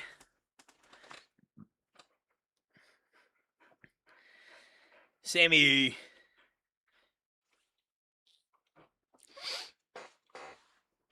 All right, let's look at our poll results. Do NPCs have souls? 90% of you said no. 9% of you said yes. So the consensus is that NPCs do not have souls. I should walk my dog. Oh, you got a Great Pyrenees? Yeah, I would say boomers are definitely at fault for the decline of America. I don't think that's an exaggeration. I think them and their luxury beliefs and insulating themselves from the consequences of their own beliefs is a huge reason. What's going on with the comment section with Brett Cooper? Oh, no, it's not Brett Cooper. It's whoever this is. What's her name? Reagan Conrad, huh? 3.6 billion subscribers. Oh, my God. You'd expect to see massive view numbers on a channel this size. How we doing, Daily Wire? Oh, 25K, 11K, 11K, 13K, 11K, 11K. Damn, I got videos doing better than that. 16K, 12K, 8K. I got videos doing better than that. Over 3 million subscribers, averaging 10,000 views a video. If I had 3 million subscribers, I'd be getting a lot more views than that. That's for sure. Welcome back to the channel, everybody, and it has been an absolutely brutal week for Ben Shapiro and the Daily Wire. Uh-oh, Two the pink huge rabbit, stories Ben. coming out this week. The first pink one being rabbit, that the Daily Wire Ben is Shapiro. pretty much explicitly broke. They are no longer profitable, and they are seeking to... Ben Shapiro. All right. Ben Shapiro wants to sell the Daily Wire. Okay. How much you want for it, Ben? I'll give you $1,000 for it. I'll give you $1,000. I'll pay $1,000 for the Daily Wire. I'll do it. I'll buy it from you, Ben. I'll buy the Daily, because that's what it's worth. I mean, I guess it's worth a little more than that. I'll pay $5,000 for it. Yeah, for real, if you want to sell me the Daily Wire, I'll pay $5,000 for it. I'm serious. I'll pay $5,000 to buy the Daily Wire. It'll be mine to do whatever I want with, and it's no longer going to be a pro greatest ally outlet. I'm telling you right now, I'm willing to pay $5,000 to buy the Daily Wire from Ben Shapiro, and that's probably the best deal you're going to get for it, because it's not worth anything. It's an absolutely hated outlet. Everybody knows what it is. Everybody, the only way you could make the Daily Wire successful is selling it to me for $5,000, because the moment it's no longer owned by the people that own it, it'll become based. Yeah, it'll become super based. That's honestly selling me the Daily Wire for $5,000, and I'm dead serious. If they want to sell it to me, I'll pay $5,000 for it. I'm willing to pay $5,000 for it. Not a penny more than that, though. I will buy the Daily Wire from Ben Shapiro. He could sell it to me, and it will become based, because it will no longer be a greatest ally channel.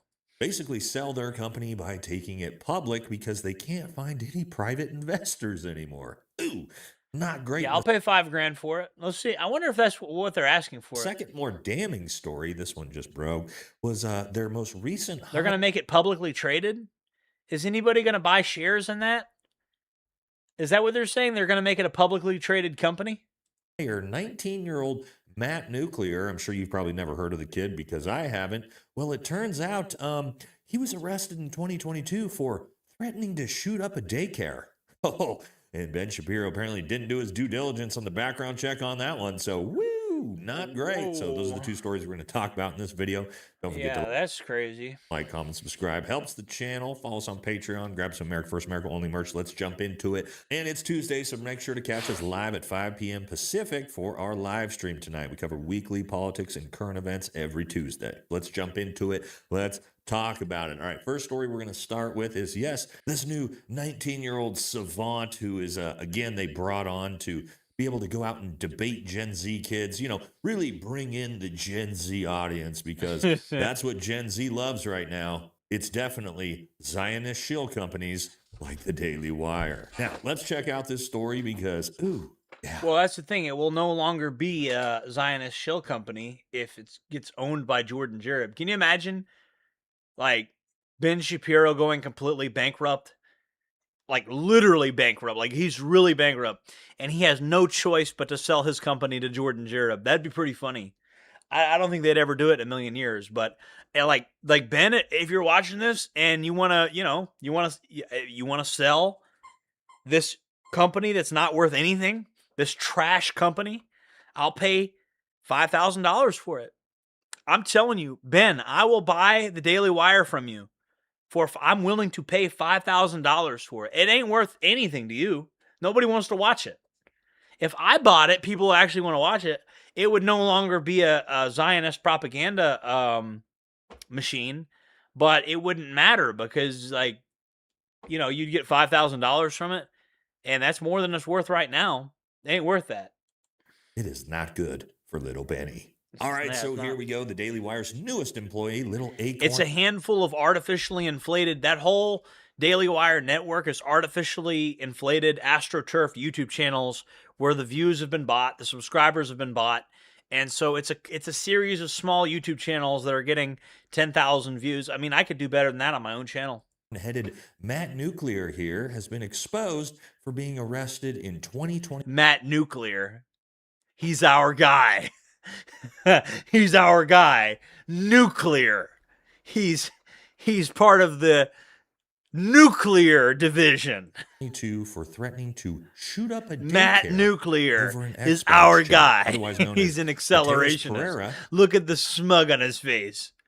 And he was arrested in 2022 for threatening to shoot up a daycare over an Xbox chat. And his last name is Nuclear. I'd say that's our guy. The political commentator was recently hired as a new political personality for the Daily It sounds Wire. pretty siege-filled. Yeah, well, that by itself is absolutely horrible for the Daily Wire and Ben Shapiro. I mean, itself is Bro, Matt absolutely Nuclear? horrible. Now, well, that new political person. Matt Nuclear. This is one of James Mason's top lieutenants. He's deep cover. You can't tell, but this is Matt Nuclear. Matt Nuclear, based, siege-pilled, Temple of Blood. He says, read Iron Gates. This is the current operative, the Frumentari sabotage agent of 09A of 764 terrorist, satanic terrorist network. This is the current leader, Matt Nuclear. And he snuck his way onto the Ben Shapiro show. Or the Daily Wire. Now, well, that by itself is absolutely That was a 764 psyop. Horrible for the Daily Based. Wire and Ben Shapiro. I mean, Accelerate to the nearest McDonald's. 19-year-old kid who's got a habit of threatening to shoot toddlers. Not great, although I will say it. I mean, he doesn't have a habit of it. He did it one time, okay? And that's literally just him talking shit on Xbox Live. So I don't even think he meant it. I think he was just talking shit on. I think he lost a he lost a Half-Life 2 deathmatch game or something, and he's like, "You motherfucker!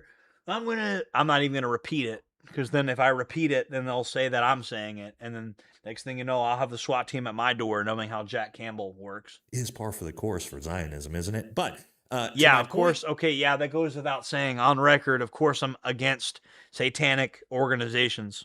Like, that goes without saying. Like, I was just joking earlier. I'm not 09A. I'm not 764. I'm not with any of that shit, guys. If it's satanic, I'm not with it. Here, that's not the only thing, because this kid is so. I don't worship Satan, and I don't worship Loki. Hell no, I do not worship evil gods. Dumb that I mean, some of the people were praying to Loki when we did the Nicholas Cruz prank thing. That had the FBI raid me. So again, you know how I said Loki is basically he gives you something good up front, but then you pay later. Okay, well, I was all over international news, and I got a bunch of attention, and then a month later, the FBI is at my door. So, I mean, that's what happens when you fuck around with Loki and Satan, and that's what those people, a lot of the people on 4chan and stuff that were helping us, they were worshiping Satan and Loki, and I think they tapped into some type of power. I don't know if Satan and Loki exist as literal beings, but they tapped into some type of dark, vril energy, not good energy, bad energy. And it is powerful, but it always fucks you in the end. That's the problem with evil energy. It will give you the boost you need, but then it will fuck you over later. It's cursed. Like, when you have bad, evil energy, the only time you could use evil energy is maybe in a desperate situation where you're basically you're out of options and you're going to die anyway. Like, evil energy is bad, and it always costs something. Like, good energy doesn't cost anything. I would go as far as to say evil energy is more powerful than good energy. The problem is it always costs you something later. Like, I would say if you look at spiritual energies, good energy is probably not as powerful as evil energy, but good energy doesn't cost you something later. And with good energy, I think you have to put in what you get out, and evil energy is just a freebie, but you collect later, if that makes any sense. So evil energy is bad because it's always gonna tax you later. The bill, you're going to have to pay that bill later. If you tap into evil energy, you owe evil something, and it's going to come collect. If you tap into good energy, it's not like that. So that's what I can honestly tell you about good and evil, like evil energy, good energy. You know, when I was younger, I got really mad and pissed off, and I basically tapped into like the dark side, if that makes any sense. I had some very evil energy at times when I was young, and I used to think it was the left-hand path and the right-hand path. But as I get older, I realize that evil energy always taxes you. It takes you, it takes its toll. It always fucks you over in the end. So being good and righteous and noble and not tapping into evil things that's the only real way to do things. Yeah.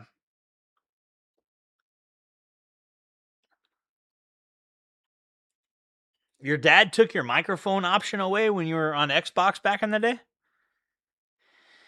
Guys, if you're just tuning in, please hit the like button. Thank you. Yeah, well, being a young pissed off man is a normal phase to go through. I just want young pissed off men to understand when you tap into that evil energy, that super fucking evil energy you can tap into, it costs you something. It's powerful in the moment, and you can use it to win a battle, but for every battle you win, tapping into that evil side that every person has, when you tap into that evil, dark side of the Force energy, you're always going to pay later.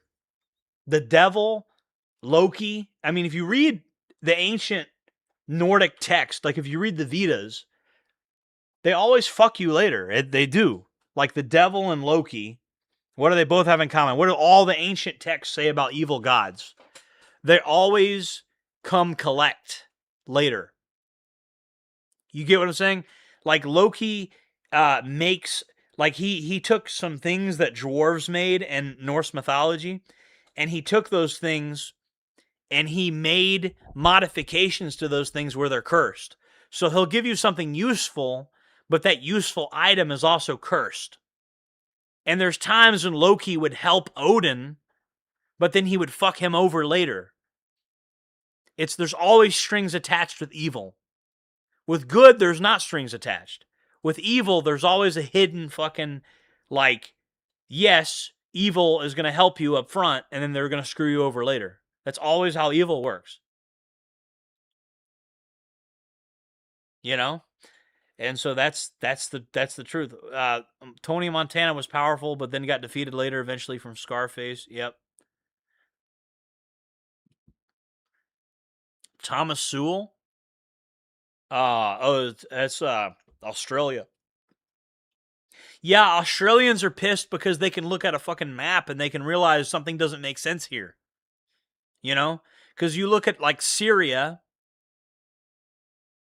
What's going on? I see Arkansas is in the chat. You know, I see you look, an Australian man can look at a map and be like, this doesn't make sense. If you have Syrians, okay, first off, why can't they go to another neighboring Muslim country? Okay, that's the first thing. And then even if they want to go to Europe, why not Turkey? Or maybe even Western Europe. But how does it make sense geographically to fly them all the way to Australia? So the reason Australians get pissed is because you can just look at a map and it doesn't make any sense. Like, this is the furthest possible place. Why would you fly somebody on a plane all the way from Syria to Australia? And so this is why Australians are so pissed off at the immigration situation, because anybody that can look at a map is like, this doesn't make any sense. This is not, you know, a refugee is supposed to go one country over or two countries over. Well, the truth is, and I'm going to tell you the truth, the actual Muslim countries like Qatar, Saudi Arabia, UAE, they don't take on these immigrants.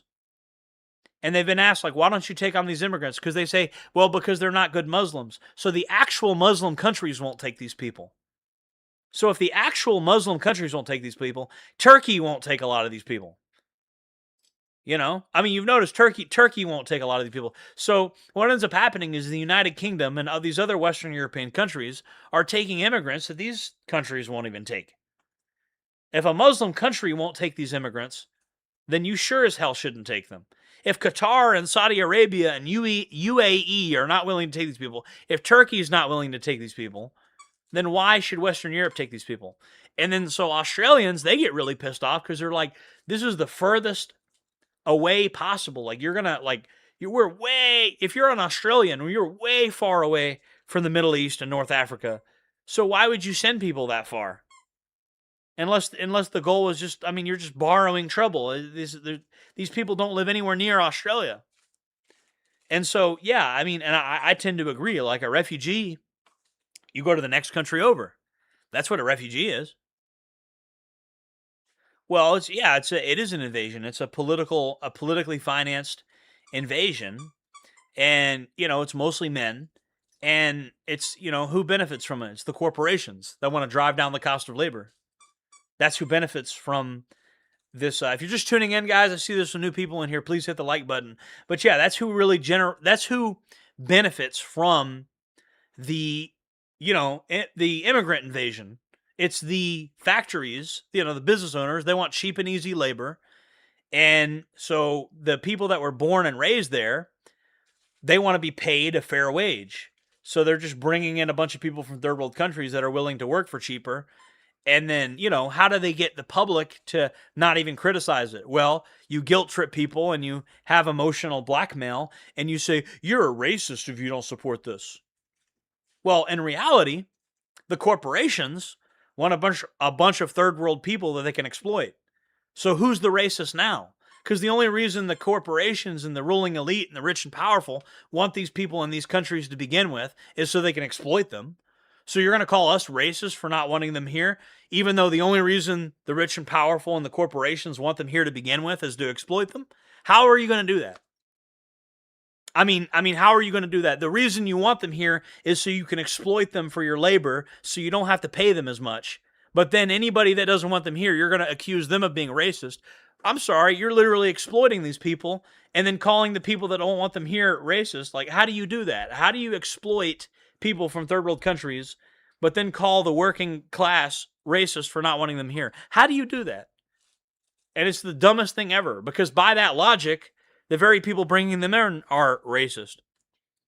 Only reason you want them here is so you can exploit them for their labor and not pay them a fair wage, because the people born here don't want a fair wage. And so that's what's happening in all our countries. They're just trying to exploit everybody. They're trying to drive down the cost of labor, and it's convenient for the people that own the factories. That's why the corporations push it. These corporations are too powerful. They got like private armies too. Oh yeah, they have private armies. They have everything. They have everything. These corporations keep getting more and more powerful. The IQs are getting lower and lower. So our societies are turning more and more to idiocracy, and that's the way they want it. They want us to live in the movie Idiocracy. I've said it over and over again. Like, I have a huge critique of the white middle class. Go into the suburbs and you'll see that white middle class people pay $250,000 to live in a little air-conditioned prison cell. You look out your window and you see your neighbor's window, and they could roll back their blinds, and you and your neighbor are looking at each other like you're in a damn jail cell, looking across the hall. People are paying millions of dollars in payment plans to the banks so they can live in a comfortable jail cell. That's what the suburbs are. People laugh at my house, my modular house I have out in the country, but at least I can look out my window and not see my neighbors. At least I could have my girlfriend running around naked in my front yard and nobody would see her. Like, that's the way human beings are supposed to live, bro. These apartments and these suburbs where you can literally look out your window and see your neighbor. I don't want to see my neighbors when I look out my window, bro. I want to see my land when I look out the window. And it's the biggest con ever was convincing people that the suburbs and these apartment buildings and stuff like that was something that's worth $250,000. If I were to live in a suburban house, I would only want to pay $40,000 for it. And the justification for why it should be that cheap is like, bro, like this is a piece of land that's tiny. This is one tenth of an acre some of these people live on. These people pay ridiculous amounts of money to live on 1/10 of an acre. So it's the biggest scam ever. And the boomers ate it right up. The suburban house, the little suburban cookie cutter white picket fence house was the biggest scam ever. It was always a scam. These suburbia neighborhoods, these, where you live on a tiny little piece of property. Meanwhile, the rich and powerful, what are they doing? They're buying up land. They don't want to live on a tiny, 1/5 of an acre lot. I mean, these houses are tiny. It's crazy. My mom has more money than me, but I can fit her entire house in my driveway. Her entire house could fit within my driveway. How, you know what I mean? And so you can see the scam in real time when you look at my mom's house and you look at my house. You can see the scam in real time because, my mom's a boomer, and you look at her house and it can fit in my entire driveway. Who looks richer? It looks like I'm richer than my mom, really. On paper, I guess her house has like marble cabinets and all this crazy shit, all the marble in her fancy kitchen and stuff. But when you look at my property and you look at her property, it looks like I have more money than she does. But nope, it's the location makes her property worth $500,000 and my property is only worth $250,000, even though I have way more land than she does. So yeah, it's a scam. It's 100% a scam.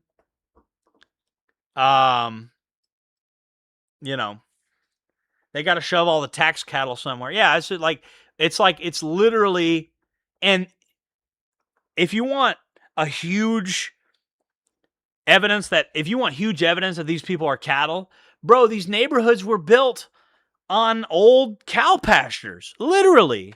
They used to have cows on cow pastures. You look at a place like Tallahassee, you look at the white middle-class suburbs in Tallahassee. Those places used to literally be cow pastures. Now they're Goyim pastures. The places where cows used to graze, well, guess what they did? They made some roads. They built some houses that are all right next to each other.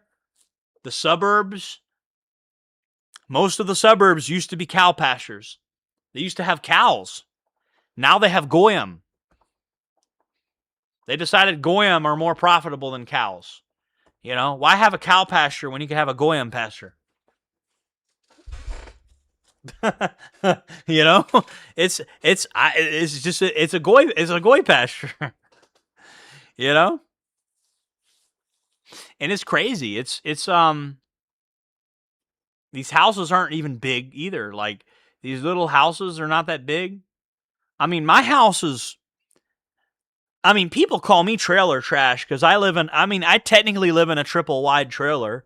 It's a modular home. It's like some trailers I got a huge open floor plan in here, It's a big open floor plan type setup.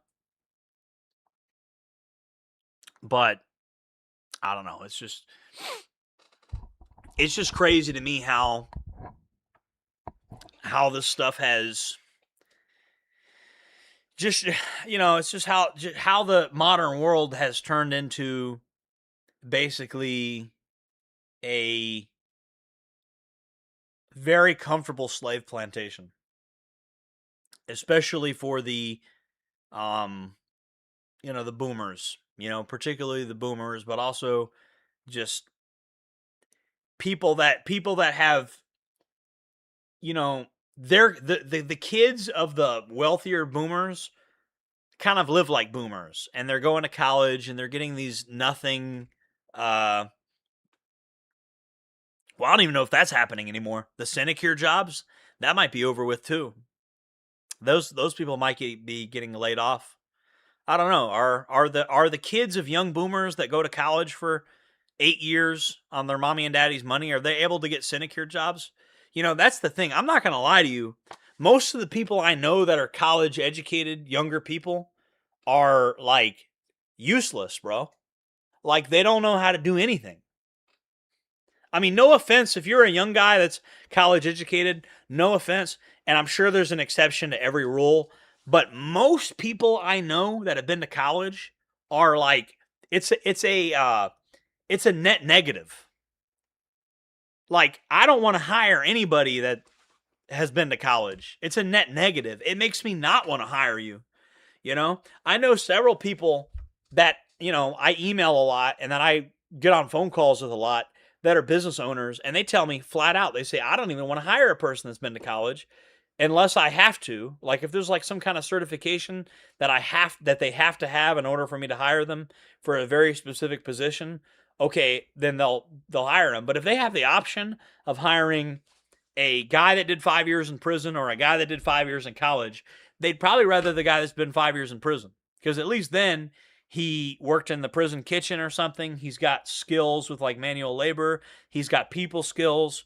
I'm telling you, bro, 5 years in prison will give you more job skills than 5 years at the average state college these days. These state colleges are just scams. You know, I know this one guy that's been in college for 8 years, and this guy doesn't know how to use a computer. You know?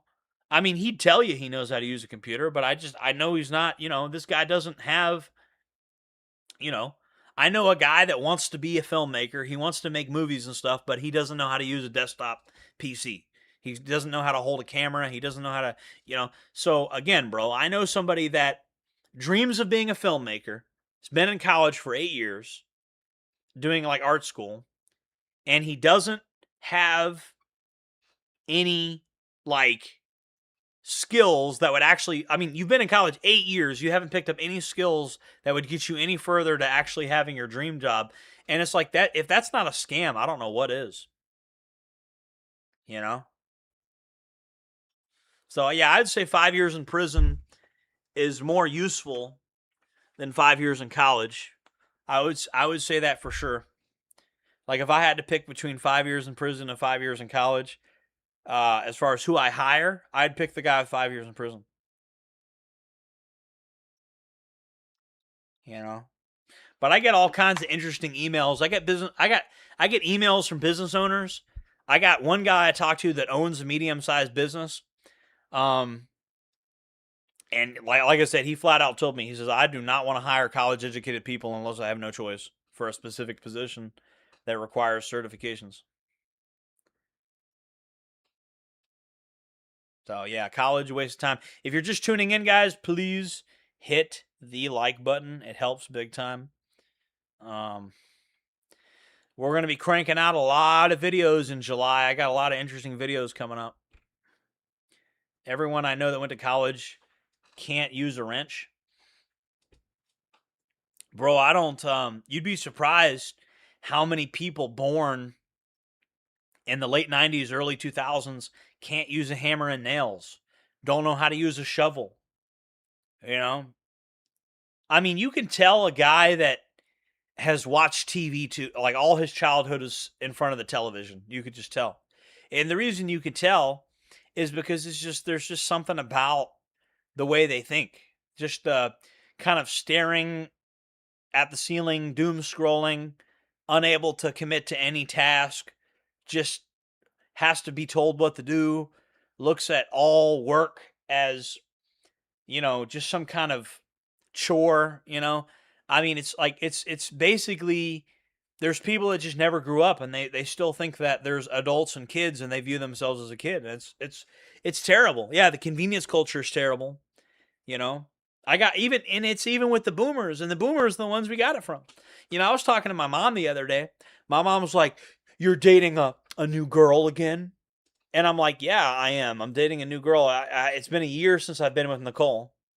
And you'd think that my mom would be like happy to have grandkids.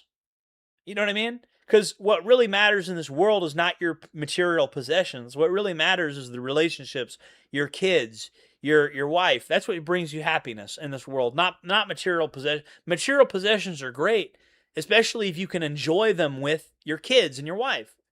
Yeah, if you could get a bunch of four-wheelers and dirt bikes and, you know, maybe hell, get a private jet or something, get a yacht and enjoy that with your family. But can you imagine being on a yacht all by yourself? I mean, why do men get a yacht? Why do men get big boats? So they can enjoy it with their woman. Or so they can meet a good woman, whatever. Or so they could have parties with 10 women, whatever. But the point I'm trying to make is you get these things so you can enjoy them with other people. If you're just tuning in, please hit the like button. Remember to hit the like button, guys. But that's why you have material possessions, is so you can enjoy them with other people. It's not about materialism. It's not about having, I have this 3-bedroom house. I have this land. I have all these buildings. I have all these tools. I have this cool stuff. But do you think that's just for me? I want to enjoy these things with other people, with my friends and my family. That's what, being surrounded by nothing but material possessions, just vast material possessions, and not enjoying it with anybody else, I think is worse than being poor. A poor person with a big family is rich in his own way, especially if he's got a good relationship with his own family. A rich person surrounded by all the material possessions you've ever want, but you're utterly alone, that's its own form of hell, because you have the entire world, but nobody to share it with, nobody to experience it with. So that's what I can say about that.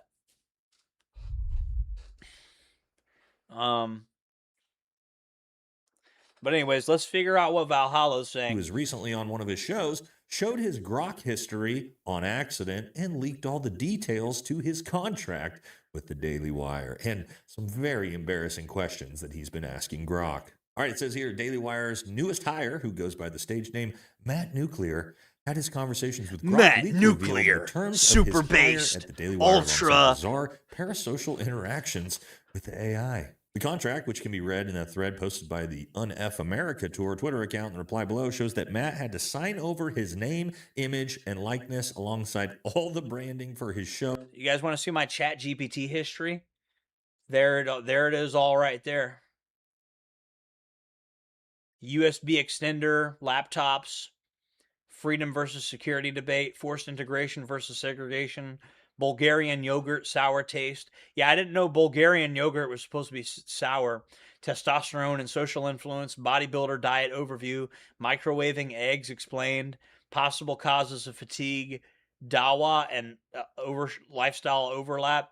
I was like asking it about Muslim theology, rape jokes and reaction, gray man theory analysis, SHTF, WROL security strategies, elite exclusivity versus inclusivity, immigration policy debate, psionics, CE5. Yeah, so that's not like, there you go, guys. I don't have like a super crazy chat GPT history. Yeah, it's not that crazy. The contract resembles a Hollywood studio-style deal, which are Well, I'm not gonna lie, like, if I had something super sensitive, I wouldn't keep it on the same computer that I stream on. Yeah, I just wouldn't do that. I wouldn't keep anything super sensitive that I don't want people to see on the same computer I stream on, that's for sure. Notorious for abuse. We'll take a look at that contract here in a second. Nuclear did not consult an attorney when negotiating the contract, instead asking grok to summarize the deal he was given and asking the AI to encourage his decisions. And this is par for the course for Ben Shapiro. He was asking the AI to encourage his decisions? You could have called me up for that. I could have just been like, yeah, man, I'm going to encourage you no matter what you do. Why were you asking the AI to encourage your decision? Yeah, that's kind of dumb. But, I mean, asking AI to summarize a contract is actually pretty smart. I'm not going to lie. I wouldn't just rely on that. But, I mean, that's a pretty quick way to get like if you have a big, huge wall of text and you want it summarized and easy to read bullet points, that's actually kind of smart. But, I don't know.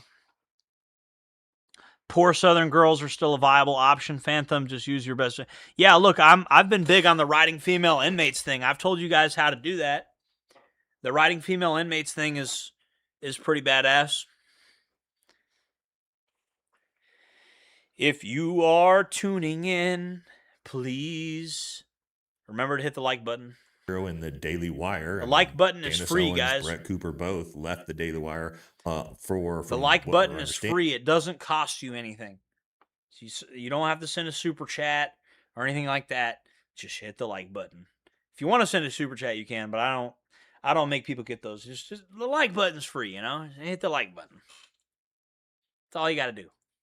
Just absolutely terrible contracts and abusive contracts, which, wow, look at that. Who's shocked that Ben Shapiro is taking advantage of people? Hey, so just for the chat, you know, this seems pretty obvious. Would you trust a contract from Ben Shapiro? Would you trust a contract from Ben Shapiro? Now, if you're wondering who the fuck this kid even is, because you've never heard of him, just like I hadn't before this story broke, let's take a look at his page. All right, so Matt Nuclear with a whopping 9,000 subs. He's got a brand new channel that's got about a third of that as well, but let's look at what content he does. Oh, that's right. It's all just his simping goy slop, as you can see. So that's sort of his thing, right? He's a little Ben Shapiro. Hey, Matt. Hey, bro, did they send you $7,000 for real? Hey, bro, Matt, you're not getting that many views, bro. You need to just go ahead and, like, just do some crazy shit. Like, you need to turn on them and, like, you'll get more views turning on them. I'm telling you, Matt. Hey, Matt Nuclear, bro. Listen, you already got $7,000 from these guys. You gotta, like, public opinion's turning against these guys, Matt. You gotta turn on these guys, Matt. But he's also a 19-year-old kid with no education, no life history, and no resume whatsoever. So I'm not really sure why anybody would be listening to this kid to begin with. And this is a real problem for MAGA and the Zionists. Well, I mean, come on. This is what they do, bro. They're kingmakers. This is what Peter Thiel did to, this is what Peter Thiel did to J.D. Vance. J.D. Vance is not really anybody, you know? So, I mean, I don't know why you're that surprised. Why are you acting surprised by this? I mean, you know J.D. Vance is nobody. You know? I mean, this is what they do. They take people, they make a somebody out of a nobody. Why is anybody that surprised by that? They're trying so hard to Matt bring Nuclear Gen Z to the table because Gen Z. Hey, Matt, you should be our guy now. You should abandon Ben Shapiro and his little goofy gang, and you should come to our side. You should be our guy. Look, your last name is Nuclear, okay? That is definitely like accelerationist. You know what I mean? Z is just hardcore based and anti our greatest ally. So they decided to go with kids like Matt Nuclear and dipshits like Brenly Hollyhand. Little boy slaves that would get bullied. It's Brenly Hollyhand. Brenly Hollyhand. Yeah, like that guy there. Like that's the guy you want. Like if you were gonna go to World War I, like fighting in the trenches, this is the guy you'd want in the trench with you. Shit by every Gen Z kid imaginable. Yeah, all right, now this is a very good breakdown of the entire situation by a creator called Postman 1.0. So shout out to you, bro. Let's take a look. It's got some of the details of the contract and whatnot in it. You'll be hearing from my attorney. You don't trust Ben Shapiro's contract, huh? You'll be hearing from my attorney. All right. And we'll talk about Shapiro's newest goy slave just got exposed for trying to shoot up a daycare. For those not in the know, Matt Nuclear is the Daily Wire's newest. Listen, I mean, for context, guys, I mean, come on, bro. The dude was on Xbox Live, okay? For context, the dude was on Xbox Live, and it was when he was 20 years old. So he's probably just him saying crazy. You know, people say crazy shit on Xbox Live when they're losing on Half-Life 2 Deathmatch. You guys know. Matt Nuclear didn't gain terrorist win. Significant prominence until he started doing Jubilee debates. On these Jubilee debates, he would defend conservative and Zionist positions against certain left-wing talking heads. You actually want foreign money influencing our election. Well, so AIPAC is not foreign money. But he didn't gain the ire of X until he was signed. How is AIPAC not foreign money? Okay. On with the Daily Wire and started posting daily about his undying support for Israel. From this point, he got into a debate with Beardson Beardley. Bad move. And in this debate, he leaked his embarrassing grok chats. Those grok chats would mostly just be embarrassing, like him asking if he's successful for a 19-year-old or whether or not Ben Shapiro would like him. And is he successful? That's not even that embarrassing. Well, I mean, bro, that's kind of regular shit to ask AI. If you're about to go on a big show, I'd ask ChatGPT the same exact thing. Like, hey, man, if I'm literally going to go on, I don't know, Tucker Carlson invites me on his show, I'd probably want to, like, war game that a little bit. I'd probably want to talk with ChatGPT and see what ChatGPT thinks. Yeah, I probably would want to run that through an LLM and see, like, how can we get mad at young men for just using AI for what it was like getting a second opinion on things by running it through a large language model is not like the ultimate bad thing, especially if you're 19 years old. The world's a scary place at 19 years old, bro. There's a lot of pitfalls, a lot of landmines. I don't know, bro. Running some shit through a large language model and getting a second opinion on it from a fucking robot that has access to a lot of data, that sounds kind of smart to me. In all fairness. He tried using grok to negotiate his extremely and unsurprisingly contract from the Daily Wire. All right, so here's the contract numbers, and I'll explain how all this works. All right, so what he gets is $700 an episode for 11 episodes a month, equating to about $8,000 a month. Pretty good, actually, considering that his content has no views on it.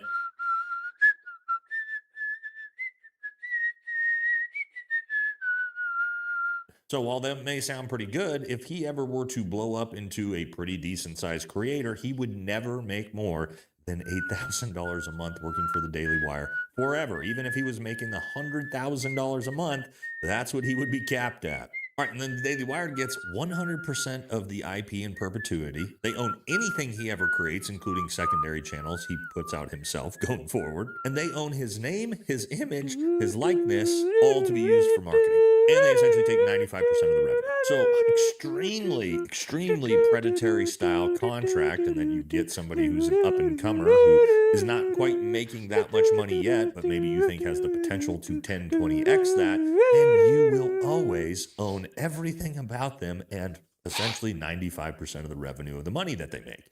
Yeah, sounds like the type of contract Ben Shapiro would be putting forward. However, yeah, well, I mean, this kid would be a nobody without them, so it's, in a way, it's kind of like bad. It's bad in the sense that this guy could never break out of that small, tiny contract. You know, it's good in the sense that I don't think this kid would be anything without him. I think they're trying to use this kid. So, you know, they're basically, hey, kid, you're going to be completely irrelevant without us anyway. And what are the odds of him really blowing up and getting more than $8,000 a month on like ad revenue or something? I just don't think so. You know, I just don't think so. I don't think you're going to blow up and get more money than that. At the moment, for the kid, it's not bad because if we look at his views, he's doing things like 4,000, 1.7 thousand, 1.5 thousand, 12,000, it's 1.6 thousand, 700 views a video. Yeah, so if he's making $8,000 a month or somewhere in the neighborhood of that, and that's the only views he's getting, yeah, I mean, you're definitely getting, there's some Peter Thiel money involved with that, because that's not, you know, that's not generating real revenue, bro. Not that amount of money. That'll generate several hundred a month. That'll generate maybe 800 a month. This amount of views right here. You know, like, I mean, well, actually, it's not, I don't know how frequently he's uploading. If he's uploading every day and getting these types of views, then, you know, that might be a few hundred a month. So if he's getting like 8,000 from Daily Wire, you got to wonder who's paying for all this. It's not profitable. You know, it's somebody like Peter Thiel hiding in the shadows. That's who's paying for it. Cool, because it's just not, this shit's not making money. It's not profitable. So I'm just trying to figure out who's paying for this type of stuff. You know? But the sad part is, like, I don't even think he makes his own thumbnails. Maybe he does. Who knows? So his channel is probably bringing in around $1,000 to $2,000 a month in revenue right now. So I don't think it's bringing that in. I just don't think so. For the moment, not bad. But again, if he were to ever become successful at all, yeah, not great. I wouldn't sign that. I'm telling you, I wouldn't sign that because I know my channel is destined to get to probably 200,000 subscribers. And so I wouldn't want to cap myself off at that, because it's only a matter of time before one of my videos breaks over 1 million. I mean, I've already had videos break over 100,000 multiple times. So it's only a matter of time before I hit a video that gets 1 million views.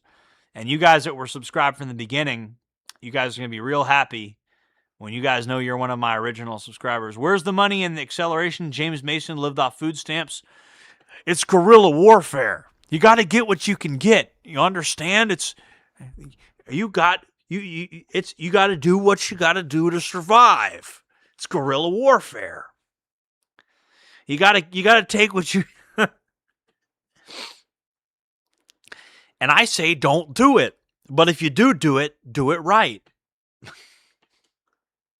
You guys seen that interview where he was like at the food bank? You know what I mean? You remember the interview James Mason did where he was with the Christian dude? He kept saying they were of marriageable age. No, he said what was the guy's name? Hold on.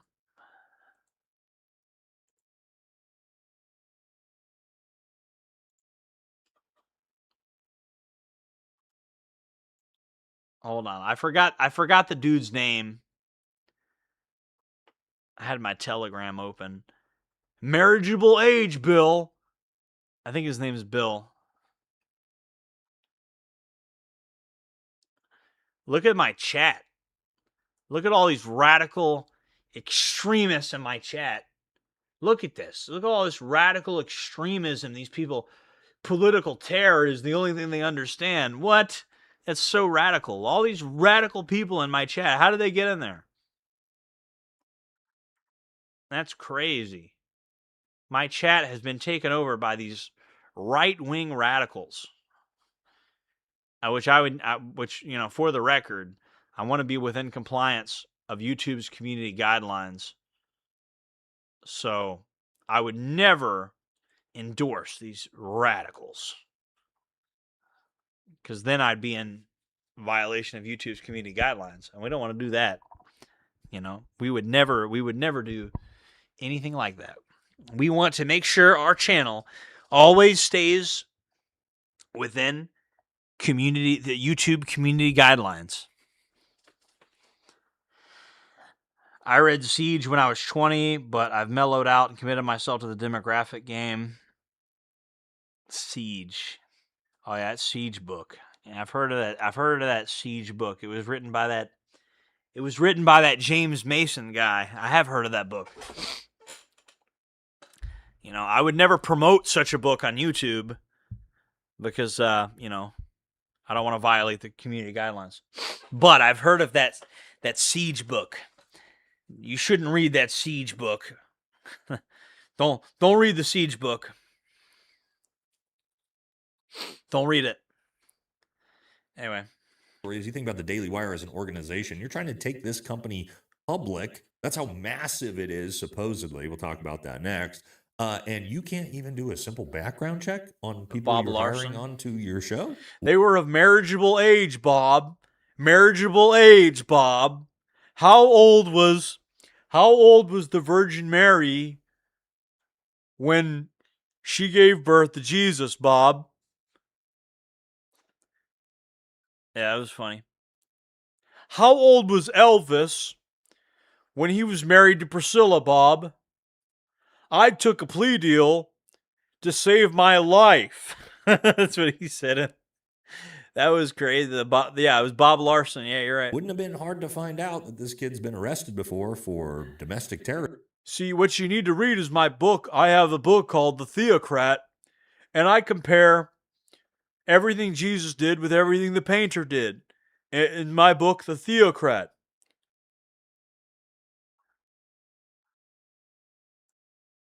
And you know why? Another thing he said, do you know why Charles Manson put the swastika on his forehead? Because all the liberals were saying that he was their guy. They were taking credit for Charlie. And Charlie knew that you can't explain anything to these people. He knew they were dumb as a box of rocks. You can't explain anything to these people. So what he did was he put a swastika on his forehead, and that cleared that up. That's why he did it. I think that was funny.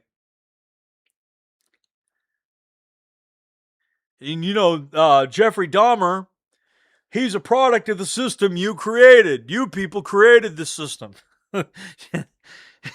that whole interview with Larson, that was crazy. That was a crazy interview. Some threats for the most disgusting shit ever, and especially threatening to shoot up a bunch of little toddlers. But somehow they're that lazy or they're that incompetent. Also not surprising given the fact that the company is burning in and going bankrupt. Let's talk about the second part of the story, which is that now. And guys, if you want to avoid being a 120-pound dork that could get physically manhandled by my 12-year-old daughter like all the men at the Daily Wire, you got to hit the gym. And if you're going to do that, you might as well supplement, right, with our partners over at Tasty Gains Creatine Gummies, baby. My absolute favorite fitness nutritional product. I've been with Tasty Gains for over 2 years. Creatine is amazing for you guys. It's going to make your muscles bigger, stronger. You're going to have more endurance, better muscle recovery, and it's even great for cognitive function in your brain. And right now, Tasty Gains has a great 4th of July sale, guys. Don't miss it. You get 25% off everything in the store with code 250. And they got more than just creatine, guys. They've got kids creatine. They've got caffeine gummies. They got pre-workout and even BCAAs. Yeah, I tell you, I wrote Siege back in 1978. And, you know, I wrote a bunch of stuff. And I tell you, Joseph Tomasi found all my stuff that I wrote back in 1978. And he thought he'd start his own thing with it. That was the crazy thing. And I've seen organizations come and go. That's why I told those Atom Waffle guys, the waffle guys, I told them, you know, make a good run of it. You got about 3 years, you know. And the best part about and that guy, Bob Larson, you know, I tell you, she was of marriageable age, Bob. And, you know, Charlie, he carved a swastika in his head because, you know, the liberals kept trying to take credit for him, saying that, you know, he was their guy, so he carved a swastika into his forehead. That cleared that up. Because, you know, and he did that because you can't tell these people anything. Guys, it's a delicious creatine gummy. My favorite's the watermelon. Creatine gummies. You don't have to drink shitty, gritty creatine. So head on over to the website. Take advantage of the 4th of July sale. Get 25% off everything in the store. Links in the pinned comment description. Let's get back to the video. All right, let's put my master's degree in business to work so I can explain some of these things. Bro, so Ben Shapiro's like yarmulke is getting so big that it's going to turn into a kufi. Bro, if that yarmulke gets any bigger, it's going to become a kufi, and he's going to convert to Islam. Because, I mean, that yarmulke looks like a kufi because of how big it is. It does. Like, the kufi is large. The yarmulke is small. That's not a small hat. That's not a, you know, that's not a yarmulke. It looks more like, I think he's actually might be wearing a kufi instead of a yarmulke. Because that doesn't look like the small yarmulke. Anyways, guys, hit the like button if you're just tuning in. Just want to remind everybody that. Ben Shapiro's Daily Wire, which has been losing subscribers across all social media platforms, is reportedly seeking a $100 million IPO at a $2 billion valuation. Now, you might be confused if the company is going bankrupt, has just laid off half of their employees. The subscribers are down. Well, bro, listen, the Daily Wire, it doesn't matter if they go bankrupt. You know why it doesn't matter if the Daily Wire goes bankrupt? Because they're always going to have their big money from old Peter Thiel or whoever, bro. They're not worried about it. Because you know who's going to bail them out if they ever need some money. If they ever need hey, Larry Ellison, hey, Peter Thiel, hey, I don't want to say too many of these names. The video will get flagged. But you get what I'm saying. If I say too many of the names in the video, the video is not going to do too well, huh? But anyways, all the usual top dogs are going to come in, and they're gonna bail them out if there's ever, you know. And then you also have legions of evangelical Christian useful idiot kind of boomer churches, mega churches, and they'll be able to figure out a way to save the Daily Wire. There's always going to be the money to bail out the Daily Wire. It doesn't matter how desperate their financial situation is, the money is always going to magically materialize because they just have, you just have that huge connection to the homeland. If that makes any sense. So it just doesn't matter. For 30% on their website. Ben Shapiro's view numbers are down 90% on his YouTube channel. How could they possibly expect to take a company public? I mean, who would ever invest in that absolute fucking dumpster fire of a company? Well, ideologically motivated Zionists are going to do it. And you're going to see it. You're going to see it. Oh yeah, it's going to be publicly traded, and then all the people in Tel Aviv are gonna buy it up. Yep. It's not going to become profitable. It's absolute pariah at this point. Yeah, that money was basically promised to the Daily Wire 3,000 years ago. It's coming because they don't care if this company is profitable or not. It doesn't matter. It's an ideological instrument that they can use. It doesn't matter that it's a cringy little company that has a handful of YouTube channels that in some cases don't get as many views as me. I get more views than most of these Daily Wire affiliated accounts these days. That's a crazy thing. Or at least almost as much as they do. I mean, and this isn't even a big channel. I mean, the fact that these Daily Wire affiliates are getting, in some cases, fewer views than me. With some of these newer videos I got, I'm getting more views than them. So, I mean, that tells a lot right there. This is a dying company. This 100% is a dying company. And like I said, they don't care. It's not about making a profit. It's about shilling their greatest ally propaganda. That's what's important. They don't care if it's profitable. We all know that. When we can look at the numbers here.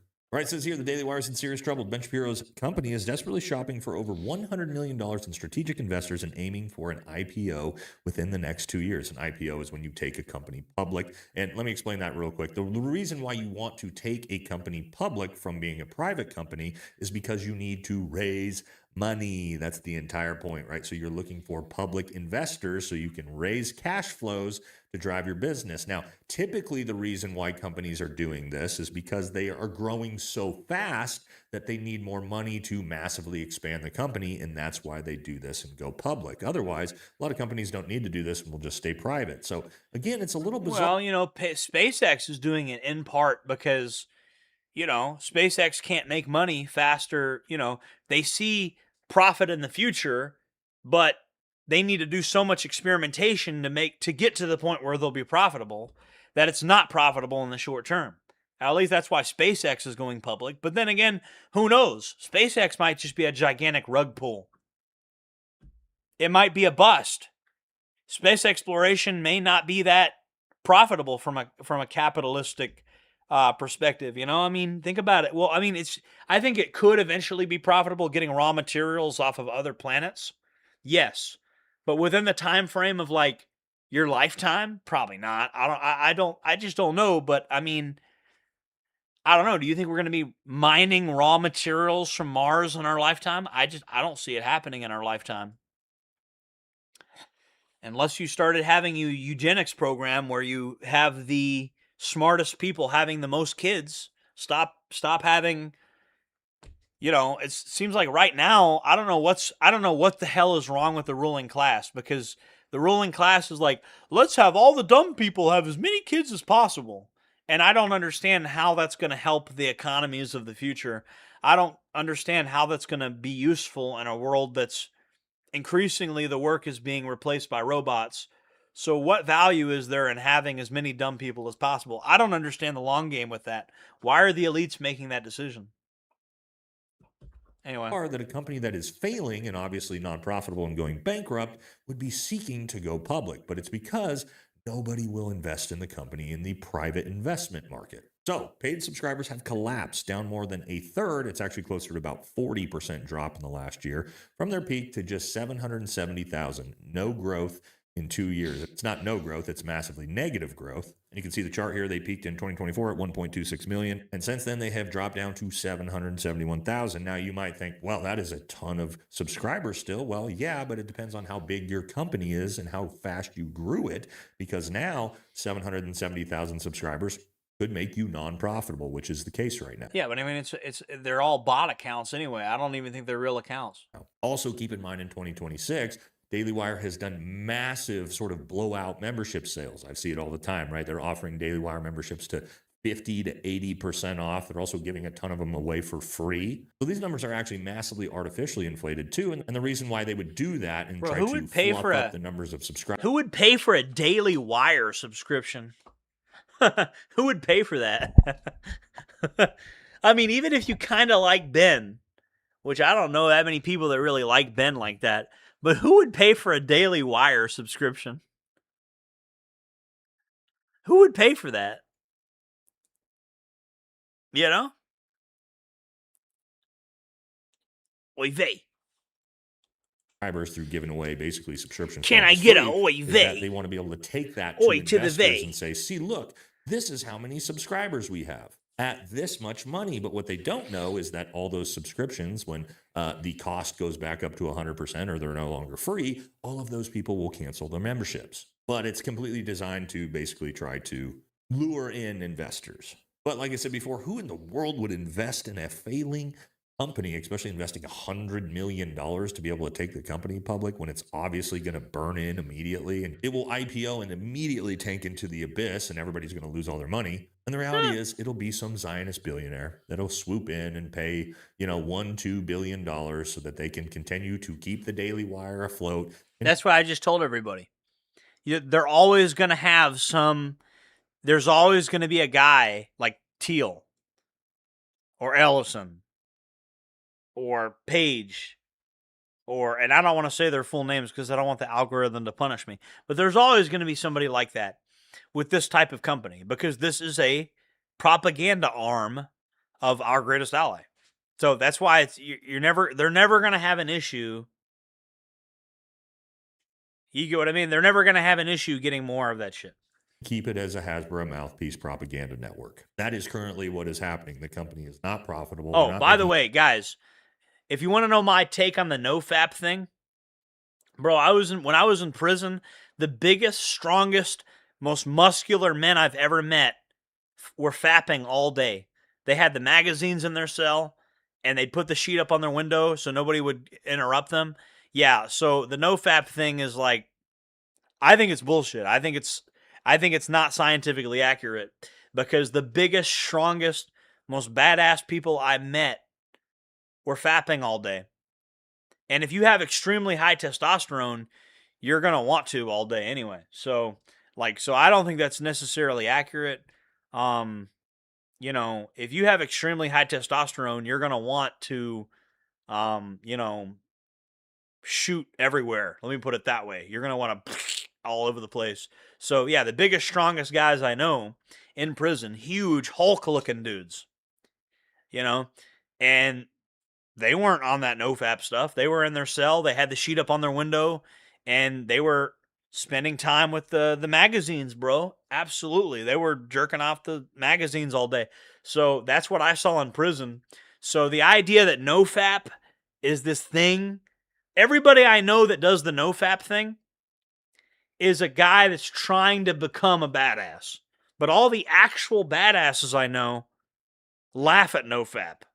And they're like, I don't do that shit. I mean, for real, bro. All the big, huge, strong, muscular, Hulk-looking dudes I know in prison don't do NoFap. And yet everybody I know that does NoFap is some guy on some self-improvement regimen trying to make himself into that. And so that's the problem with a lot of this, trying to be an alpha thing, is there's plenty of alpha, big, strong, Hulk-looking dudes I met in prison that don't do any of the things that the internet culture tells you not to, like the internet culture tells you NoFap and semen retention and all this stuff. And meanwhile, the guys in prison that look like the Incredible Hulk, they're eating ramen noodle soups all day and tuna packets, and they're jerking off all day to porno magazines.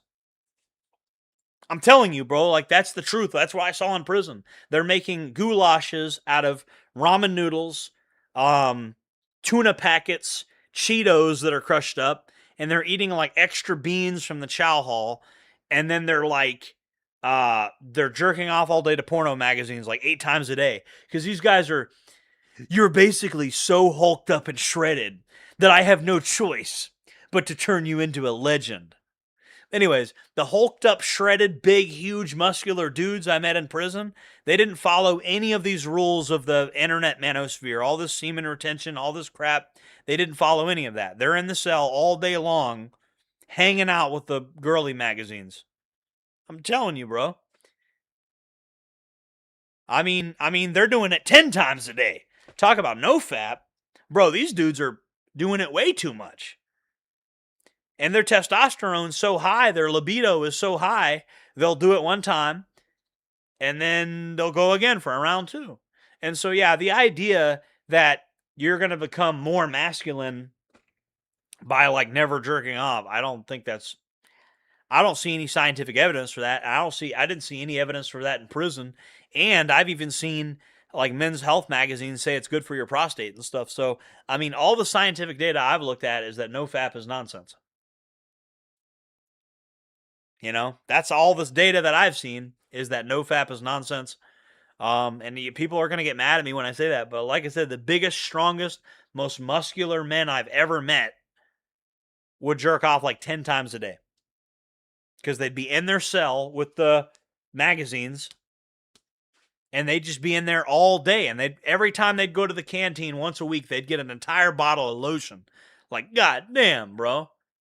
You know what I mean? I'm talking about they'd hit the canteen window, and they'd get some cocoa butter lotion, some Keefy cocoa butter lotion, every single time they hit the canteen window. Big-ass bottle of lotion.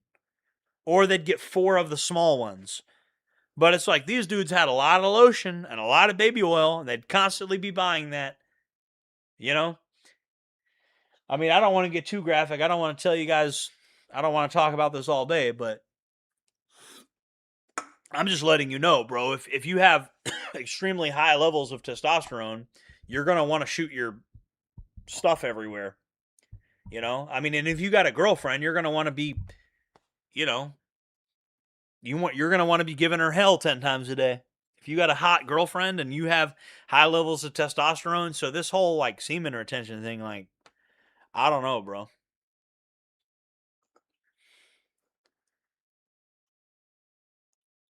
I just think this is internet mythology. I don't think this is, the only thing I could say is I think there might be some kind of science to where if you have like a fight scheduled, like you're a UFC fighter or something, I think there's a little bit of data on that because like Muhammad Ali used to like not climax before a fight. Like he wouldn't sleep with his wife before a fight. So again, I think that's different than literally like never jizzing ever. I don't think never jizzing is like good for you. I think it's bad for you. I don't see any scientific data that shows that retention stuff is good for you at all. I've seen no studies on that. And, you know, the biggest, strongest, hulkish dudes I've ever seen were doing it like 10 times a day with the magazines in their cell. So there you go. He said, I should have never rejected girls in high school who wanted me. I'd be having so much, you know, by now. What, you were rejecting them? What, for what purpose? Why were you rejecting them?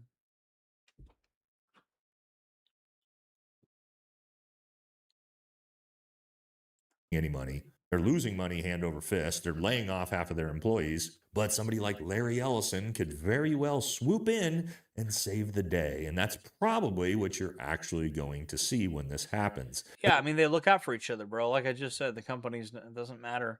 They're always going to have money. That money's coming. That money was promised to them 3,000 years ago. They're good as gold with that. Again, because they think having the Daily Wire as a propaganda mouthpiece is more important than the money that they would be making off of it, which, again, they wouldn't be making money. It would basically be a throw. Well, from their perspective, it is more important. That's the main purpose of the operation, bro. That's the main purpose of the operation, of what these guys are doing.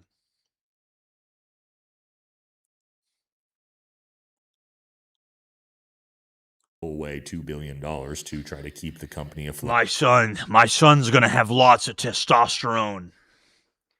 My son's going to be named USB-C port because he's going to be versatile. He's going to be universally sought after, and he's going to charge people up. And he's going to be something that gets stuck inside other people. I'm going to name my son USB-C charger. I'm going to name my son Water Bottle because he's going to be full of water. He's going to drink water all day because he's going to be a construction worker. Jordan construction worker. Jereb. He's going to drive a Ford F-350 Super Duty. As it continues to burn into the abyss.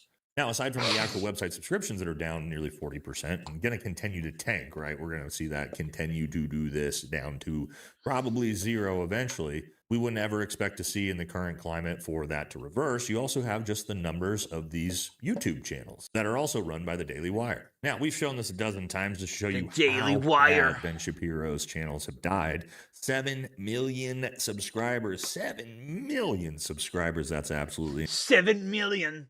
7 million. Oy vey. insane. Let's see how Ben's videos are doing view-wise. All right, 21 hours ago, 28K, 16K, 28K, 70K, 111. He broke 100 there. Fucking UFOs outside my window. 85, 21, 43K. Ooh, I mean, this guy's got 7 million subscribers. 7 He's million. averaging about, let's say, 40 to 50,000 views a video.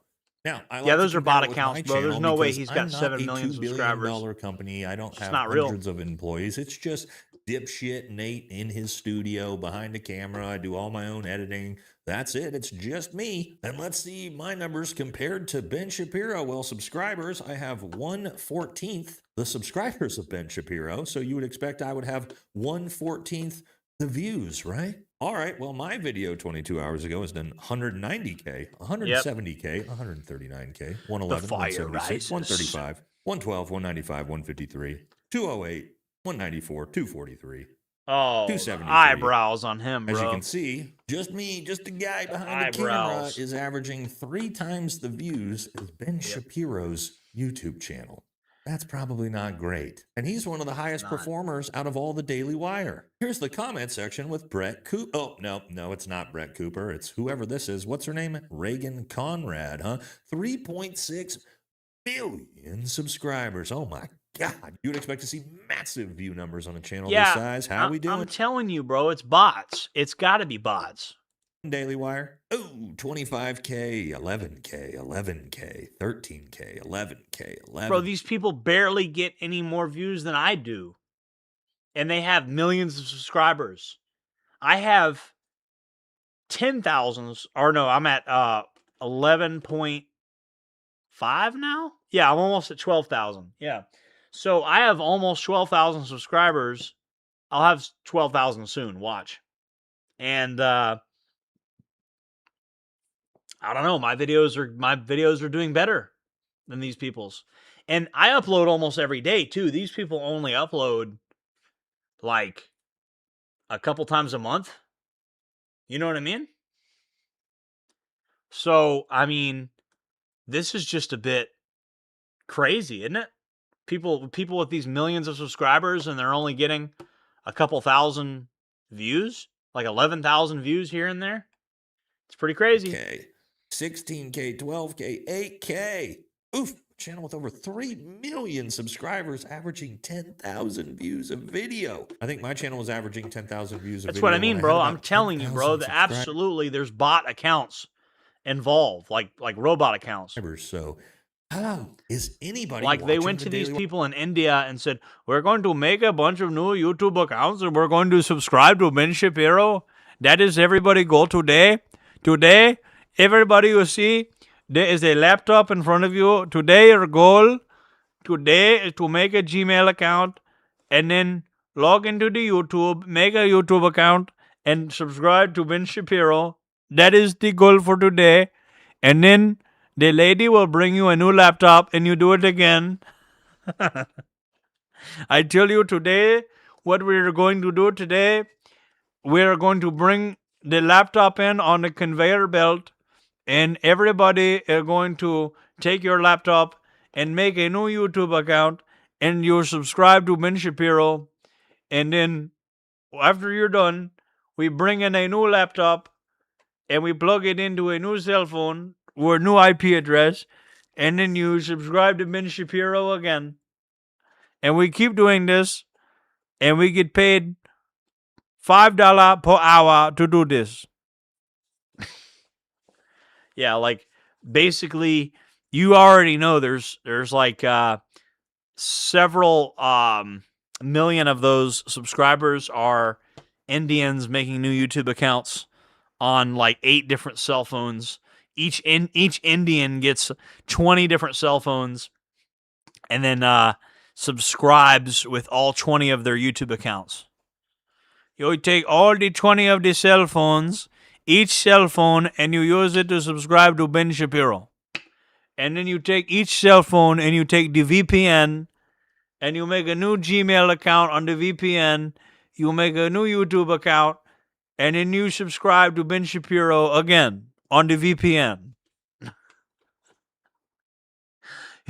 And then you repeat the process. And then, after a few years of them doing that, then you got an account that says that you have 7 million subscribers. Bro, there's no fucking way Ben Shapiro had 7 million people watching him.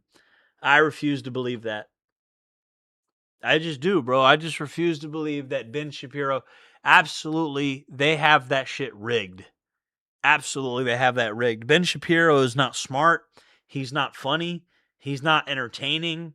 He's nothing compared to, like, Alex Jones is a real showman compared to Ben Shapiro. Ben Shapiro is not entertaining. He's not funny. He's not good looking.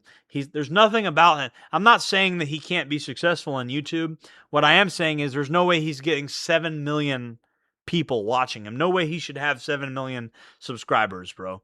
Those are bot accounts. Because Alex Jones could never get that big. If Alex Jones can't get that big, then how the hell is Ben Shapiro going to get that big? I don't think Glenn Beck ever got that big. Nobody got that big on YouTube, bro. Not really. I can't think of that many people other than like Mr. Beast type people. Like who has 7 million subscribers on YouTube, bro? Unless they're just super entertaining.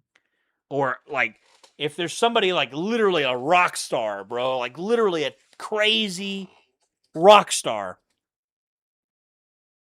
That's insane. Anyways. Oh, if you're just tuning in, make sure to hit the like button, okay? Make sure to hit that like button. All right, well, what about one of their really famous names? Michael Knowles. All right, Michael Knowles, 2.6 million subs, 5 times the size of my channel. Let's see how he's doing. All right, we won't count the one 2 hours ago, but here, one day ago, 60K, a little bit better than Ben, 120, not bad. 17, 50, 119. Well, he's actually 42, doing okay. 30, 58. Shit, he's doing better than Ben. Shapiro beat by a little bit, but again, for a channel with almost 3 million subscribers, you would expect those numbers to be almost 10 times what they are. Oh, doesn't look like anybody is watching anything that's coming out of the Daily Wire. Now, take a look at this. There was a bunch of these posts on Twitter the other day of Daily Wire's panel doing anywhere from 7 to about 20. I don't think anybody watches the Daily Wire, but 7 old people watching, at this point. And somebody says, here, you're just a hater. That was the start of the live. Now it's at 18. Another person posts, you're not wrong. 16 watching. So things are going absolutely terribly for Ben Shapiro. Damn, I could do better than that. 16 people watching your stream? I could do better than that, bro. Yeah, I've had like 50 people watching a stream before. Like, in fact, when I was doing that stuff with Focus Trip, we had a bunch of people watching. I had like 350 people watching that stream at the same time, but that was Focus Trip. That was a panel, so I guess that doesn't count. You gotta love that, right? Watching his company completely burn in, become non-profitable. He's obviously going bankrupt. They're going to be insolvent soon if they don't get some massive cash influx, which they will from. Oh yeah, you know, that's coming. It's either going to be Teal or Ellison or Page or one of those people, Adelson, one of those people. You know that money's coming. That money's coming. One of those billionaires is going to come save the day because they know what that shit's for. It's not an actual company. It's just a propaganda machine. Zionist billionaire who will do it just to keep them afloat. Because it doesn't even matter for them at this point. They don't care if it's profitable or not. It's just there for propaganda. What I do know is everybody working for them are definitely having their paychecks massively cut as well. Because again, Ben Shapiro might not mind. I mean, maybe not. But I mean, bro, you might even have the Mossad giving these people extra money on the side. I mean, you know what I mean? I mean, I can't understand why would somebody like Matt Walsh want to continue to be affiliated with these clowns? I can't figure it out. And what I think it is, I think there's money under the table we don't know about. That's what I think. He gets that investment money, but all those employees, either headed for the door or probably looking for other jobs here pretty soon. So from hiring kids that threaten to shoot up schools. I'm going to say one thing about the Palm Beach Pete situation, by the way, because I've seen several people want me to talk about Palm Beach Pete. I'm going to tell you something about the Palm Beach Pete situation, bro. That shit's so serious that I don't want to comment on it. That's how serious that shit is. And that should tell you everything you need to know. That shit's so serious that I don't want to comment on it. I don't want to get drawn into it because of, you guys know why I don't want to say anything about it. Because it's dangerous to say anything about it. I'm telling you, bro. That's something I don't even want to get involved with. But what I'm telling you is, I will say this. You guys know what's going on with that. I don't need to tell you. I don't need to put myself in danger by telling you what's going on with that. You know what's going on with Palm Beach Pete. I don't have to tell you what's going on. You guys already know. To going bankrupt, things are going absolutely fantastic for little Ben Shapiro. And we're all here cheering for it. Congrats, buddy. Couldn't have happened to a better guy. It's going to do it for this one. I'll catch y'all in the next video. Well, that was a very interesting one, wasn't it? That was a very interesting... I'm just going to let my own videos play, I guess. That way we can... we won't get any copyright strikes, I guess. Oh, wait. Wrong one. That's my music playlist.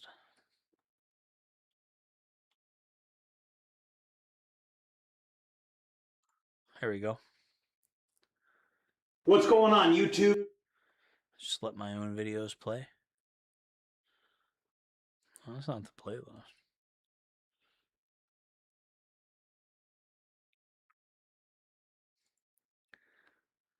Anyway. Well, that's odd. That's rather odd, isn't it, eh? The playlist on the side ain't working, eh? The playlist on the side ain't working. I'm just going to put this on a loop, eh? So, Jereb, I bought the same pepper ball gun. Which one? The Saber, Saber SL7 or whatever they call it. Can I travel state to state with it in my car? What's the legality with those things? You got to check the laws of each state you're going to enter, but in most states, you're good, bro. In most states, that's not regulated as a firearm. I mean, I don't want to tell you anything wrong, Because if you're traveling through New York or California or other places where large numbers of communists live, the communists don't like you carrying weapons, period. You know? But in terms of you traveling through normal states that are not run by communists, like I could say as far as Florida, Georgia, Alabama, South Carolina, places that are not run by total communists, you should be fine carrying a pepper ball gun in those states. They're legal in the vast majority of normal states that are not run by communists. So I could tell you that you'd probably be all right. You're probably going to be just fine. Most likely. If you're traveling through like the American South or the Southwest or the Midwest or the center of the country, I think you'll be all right. You're going to run into problems in the Northeast like New York and Vermont and Connecticut, California. Yeah, those are the places you might run into trouble. I would check on places like that, the legality. But apparently, I talk to people in California that have pepper ball. So I think pepper balls are all right in California. I think the biggest issue you're going to have a problem is like New York State, maybe Connecticut or something. Just, if there's too many liberals in one place, it's just, you have tons of laws. Is it yellow? The yellow saber pepper projectile launcher?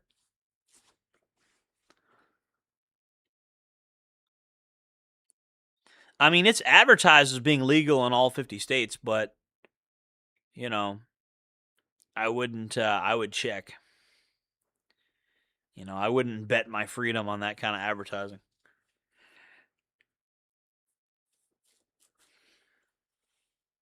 But if it's the yellow banana gun, the famous saber pepper projectile launcher, you should be good in 9 out of 10 states.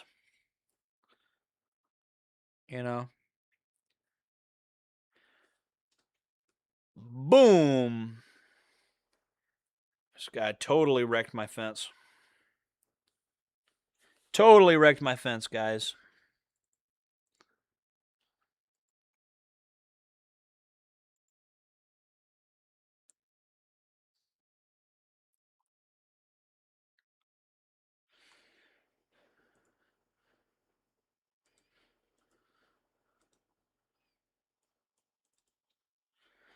Anyways, we're probably not going to do the stream for too much longer. But I just wanted to do it for a little while longer, answer you guys, if you guys have any questions for me.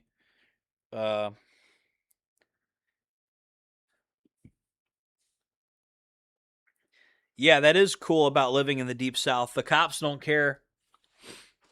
The cops are not out to get you unless you're in one of the big liberal cities like Tallahassee. You want to avoid places like Atlanta and Tallahassee and places like that. But I mean, for the most part, the South is pretty cool, bro. There's just like people kind of mind their own business out here, and the cops aren't out to get you. The cops want to go to the shooting range with you. Cladtastic? Who's Cladtastic? I don't even know who that is. You're talking about Clavicular? Yeah, Clavicular's a weirdo, bro. Clavicular's a total weirdo. I heard some stuff about him. It's going to come out. You guys are going to find out. I heard something about Clavicular from somebody I know that lives in Broward County.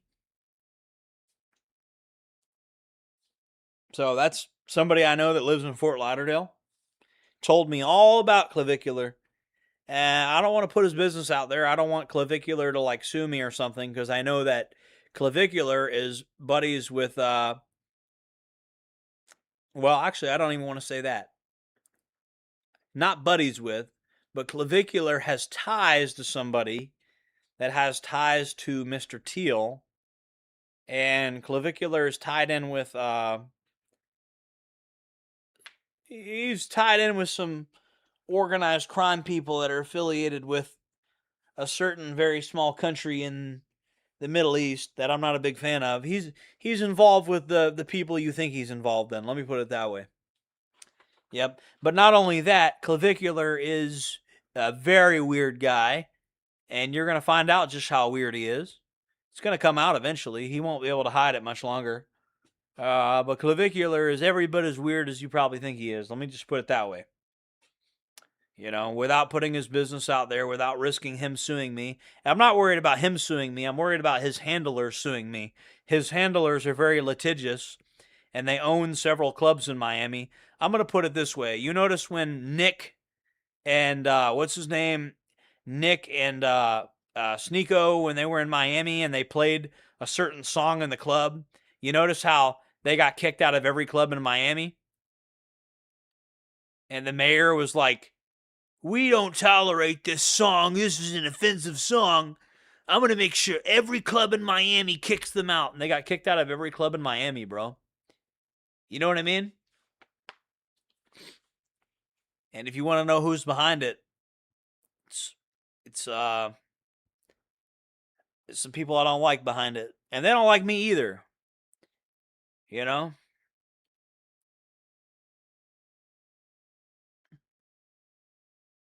Certain organized crime group from Miami that's associated with our greatest ally, and they don't like me, and I don't like them. You know, they've even threatened me before, but you see, they know I'm not scared of them. They know I live out in the woods, and they know they send anybody out here to come take care of me, they're gonna have a big problem. They send anybody out here to come take care of me, they're not gonna get them back. So that's the main problem. You know. But they also know I stay out of their way and they stay out of my way. You know.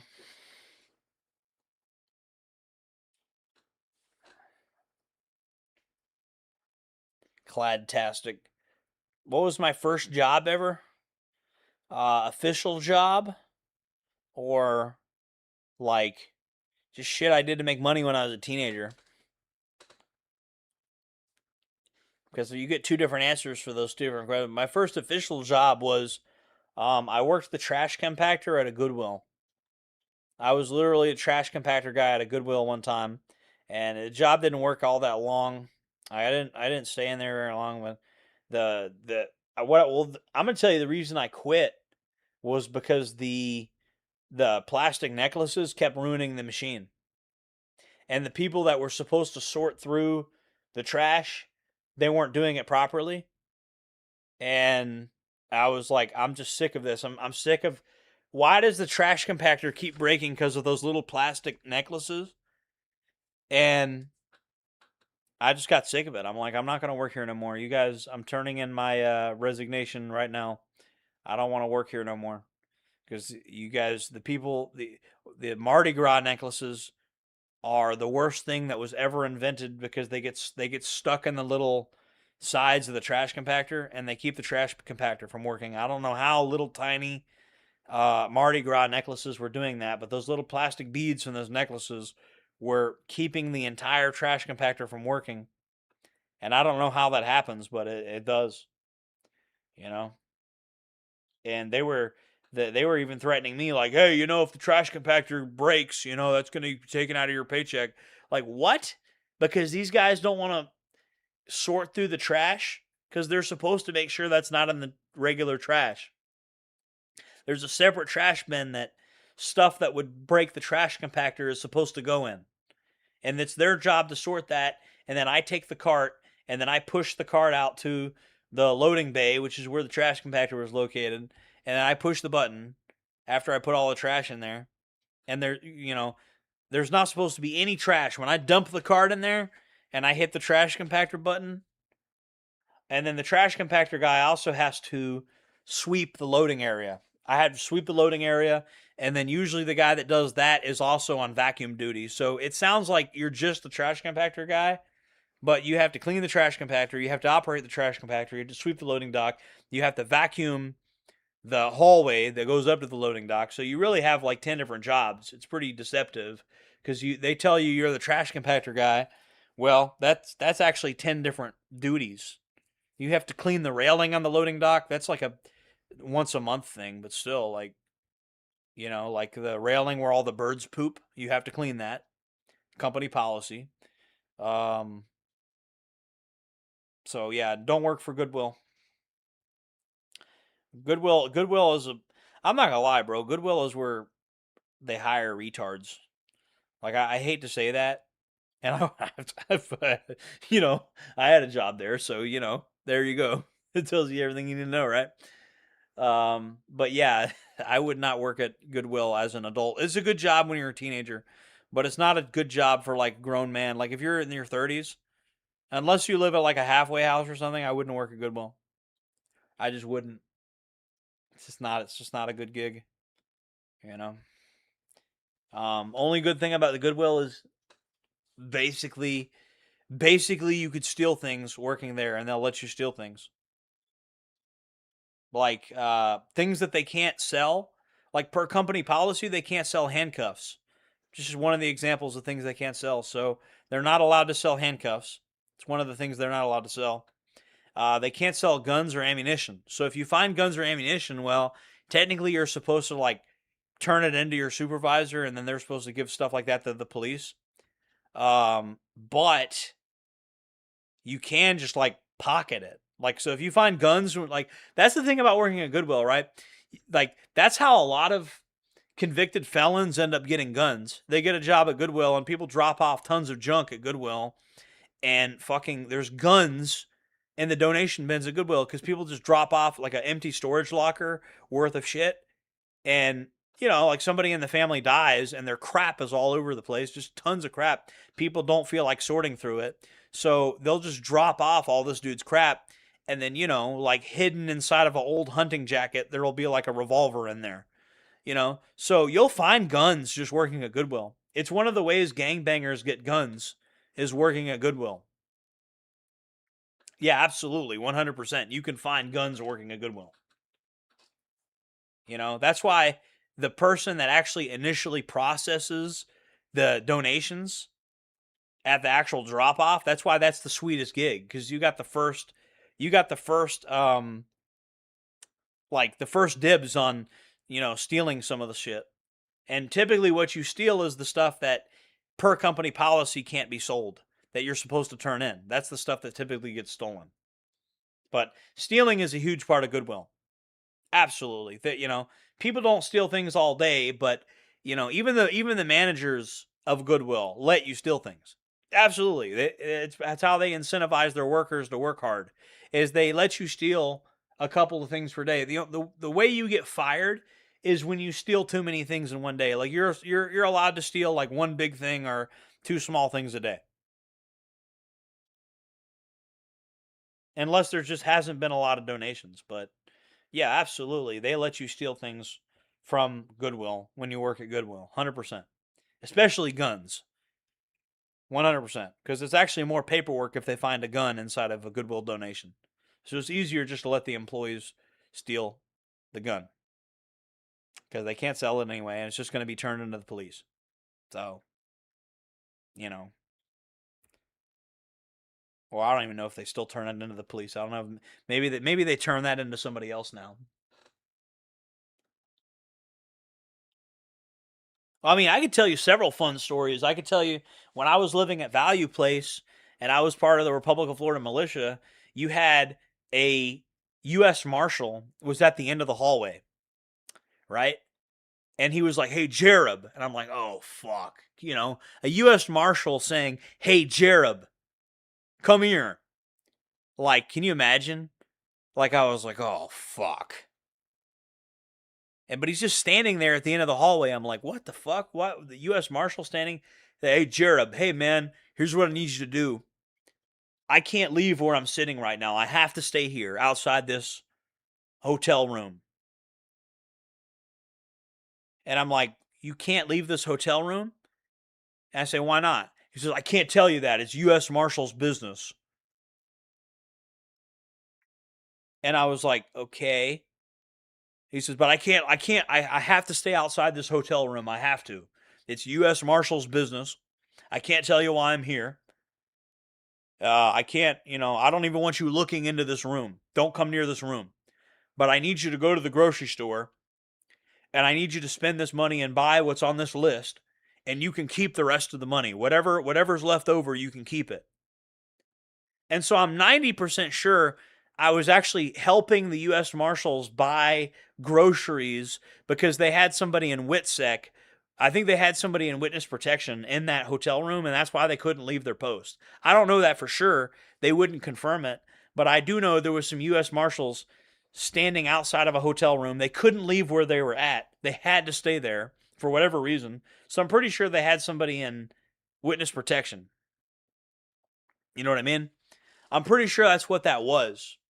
Like if I had to guess, you know. So they just gave me a bunch of money and they said, "Look, you need to go to Walmart and this is the crazy part. This is the crazy part. So I had a grocery cart full of shit, and I had done this all the time, pushing around a grocery cart on the sidewalk.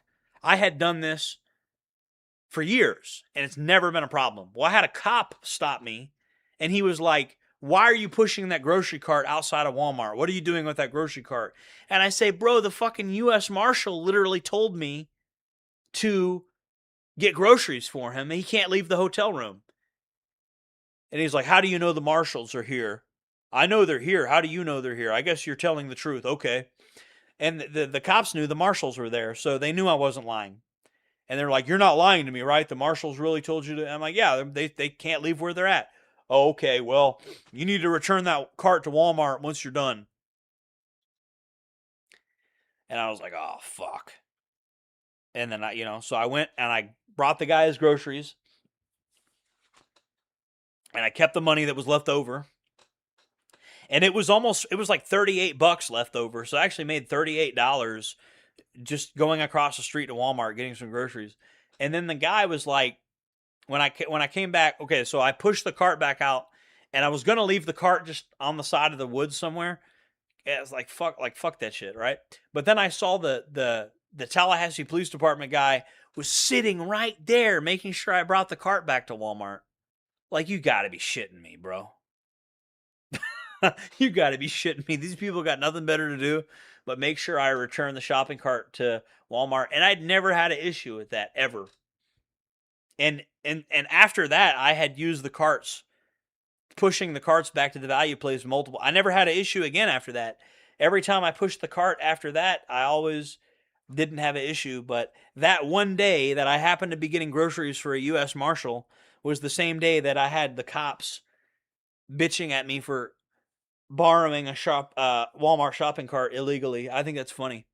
I think that's funny as hell. The one day that I had the cops complaining that I was using a Walmart shopping cart was also the day that I was literally running an errand for this random U.S. Marshal that was letting me keep the rest of the money as long as I got whatever was on the list. So, and the crazy thing is there was probably some weirdo in the hotel room. I heard a rumor that they were protecting a pedophile in there and that he was snitching on a pedophile ring. I don't know if that's true. That's just a rumor that I heard. I have no idea if there was even a witness in there, if that's why they were there or not. I know they couldn't leave that room, so that sounds like WITSEC to me, but I don't know. So that's that story. I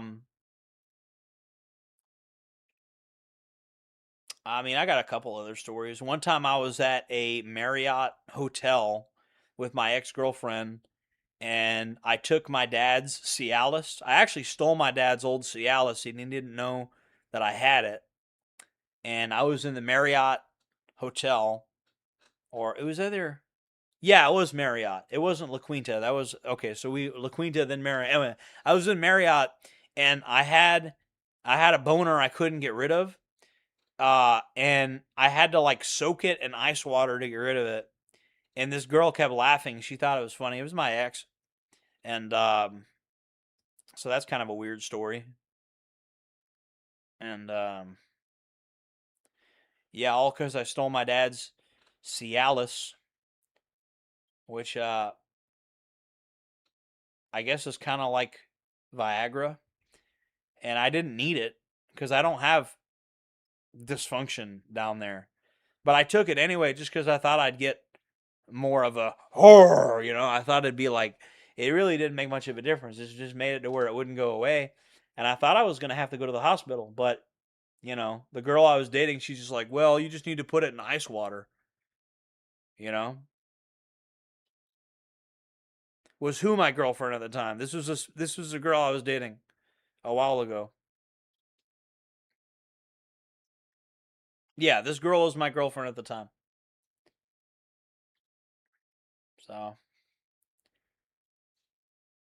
anyway, I'm going to go to bed at midnight. By the way, it's almost midnight. You have 7 more minutes to send a super chat if you want me to get money on July 25th. No, July 21st. I'm already over the $100 threshold by a long shot. So I'm way over that. So that's not really the problem. But if you want me to get any extra money so I could buy stuff like this microphone, you know, you're seeing this is what happens when people give me money. It actually does support the channel. I actually do use it to buy stuff that enhances the channel. So you have about like 6 more minutes. This is like the last shot at doing a super chat if you want to. Because any super chat you give me after midnight, I wouldn't get until August. Whereas anything you send me now, I'll get in July. But the calendar month is over in a few minutes. So it's the last chance to have anything go for July. But I think we're good. I don't really need any super chats. I made a lot of money this month. So I think we're good. If anybody's feeling extra generous, now's the time to do it. But we already made a pretty good amount of money this month. It's not that big of a priority. It would help. It would always help, but I think we're good for now. I'm going to end the stream at midnight.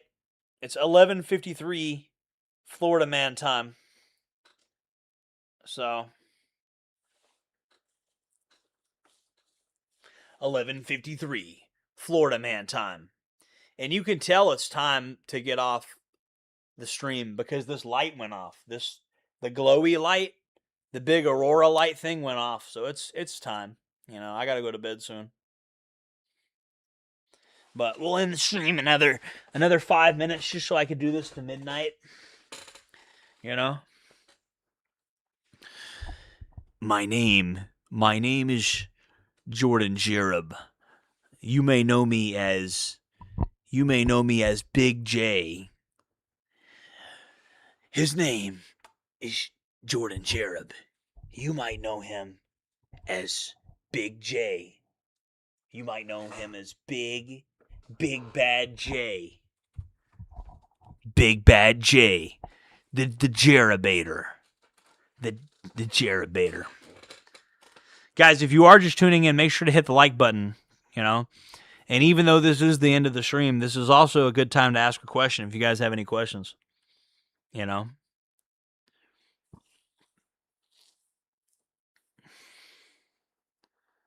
So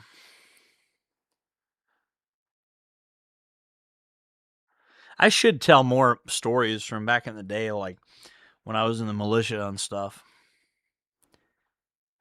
That'd be pretty cool. I do got a couple of really short ones. I mean, I've told most of the long ones on my video before. I don't want to be like some old uncle that tells the same stories over and over and over again, because there's only so many. Well, I stream TFR. Yeah, I got to get Hearts of Iron. I don't really know how to play those games. That's the thing. Like, is it like Sid Meier's Civilization kind of, sort of? Like, is it like a tabletop kind of game?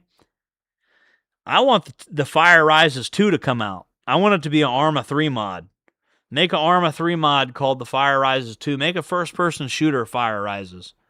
Take Fallout New Vegas source code and then make the Fire Rises 2 out of the Fallout New Vegas source code. That's what needs to be done. You know? That way we get a first-person shooter with all the factions. That's why I say use Fallout New Vegas as the source code. That's the real reason I've always said that, because it's like Fallout New Vegas is the source code you really want for that. Because you have the faction system of Fallout New Vegas. You could replace that with real-world factions, and then you could have The Fire Rises 2. The Fire Rises. You know? So, but yeah, guys, remember, your financial contributions to the channel and your buying merch or whatever you guys do has real tangible impacts on the channel, like this new microphone, which I don't know if the sound quality is better than my old streams, but I think it is. I think this is a much needed improvement to the sound quality. And it's also going to allow me to do voiceover videos, which I don't know if that's the format I'm going to do a lot, but you guys know I'm all domain. Like, there's no format that I won't do. Like, there's some people that say I don't do voiceovers. I only do face-to-face or face-to-face camera videos, or I only do voiceovers, or I only do this. I do everything. I do voiceovers. I do camera, kind of the, camera videos. I do action videos where I'm out in the woods doing stuff. I do video game playthroughs. I do everything. There's no format that I won't do, okay?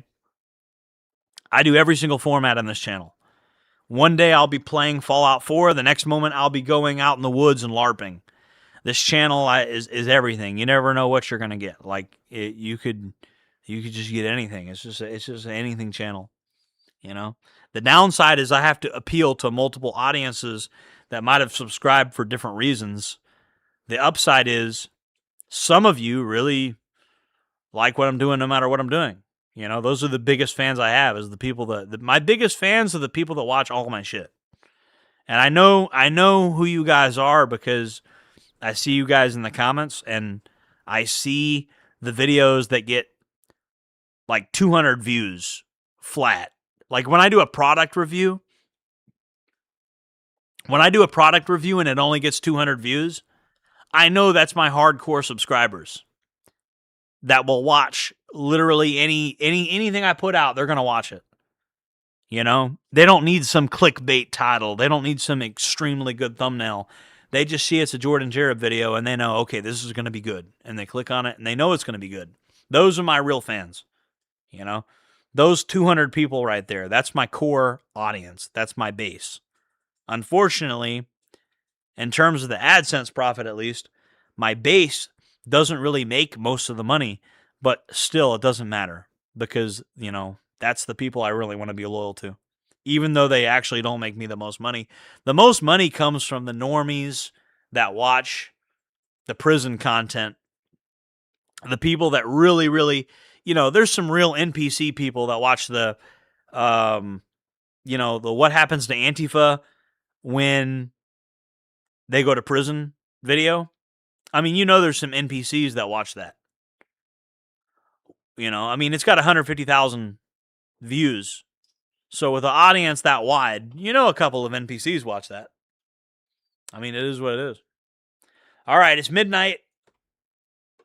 It is midnight. So I'm locked in. Whatever money I made this month, I'm locked in with. I think I'm at, on AdSense revenue, just AdSense revenue, I think I'm at 350. Not bad. Not a bad month. Not a bad month. This channel's definitely growing. I can't live off of the YouTube profit, but considering this YouTube channel is not my main source of income by a long shot, not a bad little side revenue. And I'm going to be able to keep buying new stuff for the channel, like this microphone, new cameras is on the table. A lot of cool stuff is on the table. So I want to thank you guys. I want to thank my real fans. I know I have them. I know, and I'm sorry I haven't been responding to the comments as much. I really want to respond to the comments like I used to, and I'm going to try. I'm going to try to really go balls to the wall on the comments, because I was always committed to responding to as many comments as possible. But it's just difficult. The sheer number of comments I get now, this channel is starting to blow up, and I think what I might do is I might have Angel respond to comments or something like that. I don't know. We'll figure it out. But these streams are, I'd say the streams are cooler than responding to tons of comments. You know, I'd say most of you guys would rather I do more streams than respond to comments all the time. So we'll figure it out in any event. But I do appreciate you guys. But yeah, putting effort into videos, yeah, and the main thing is you got to just keep cranking them out. You got to put effort into them, and you got to crank them out. And $350 sounds like a lot for some videos, but you got to realize this is almost like a damn, you know, part-time job, really. Like imagine a really hard part-time job that's damn near a full-time job. You know?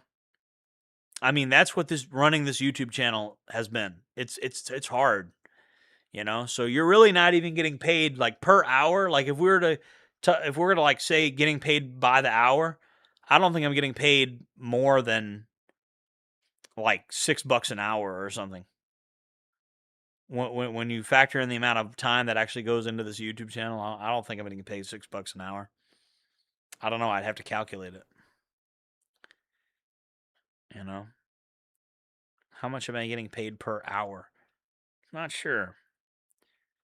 It's kind of all over the place because if a video blows up and gets 100,000 views, if the video blows up and gets like 100,000 views, then you're really getting paid way more than like $6 an hour. You're getting paid buku bucks.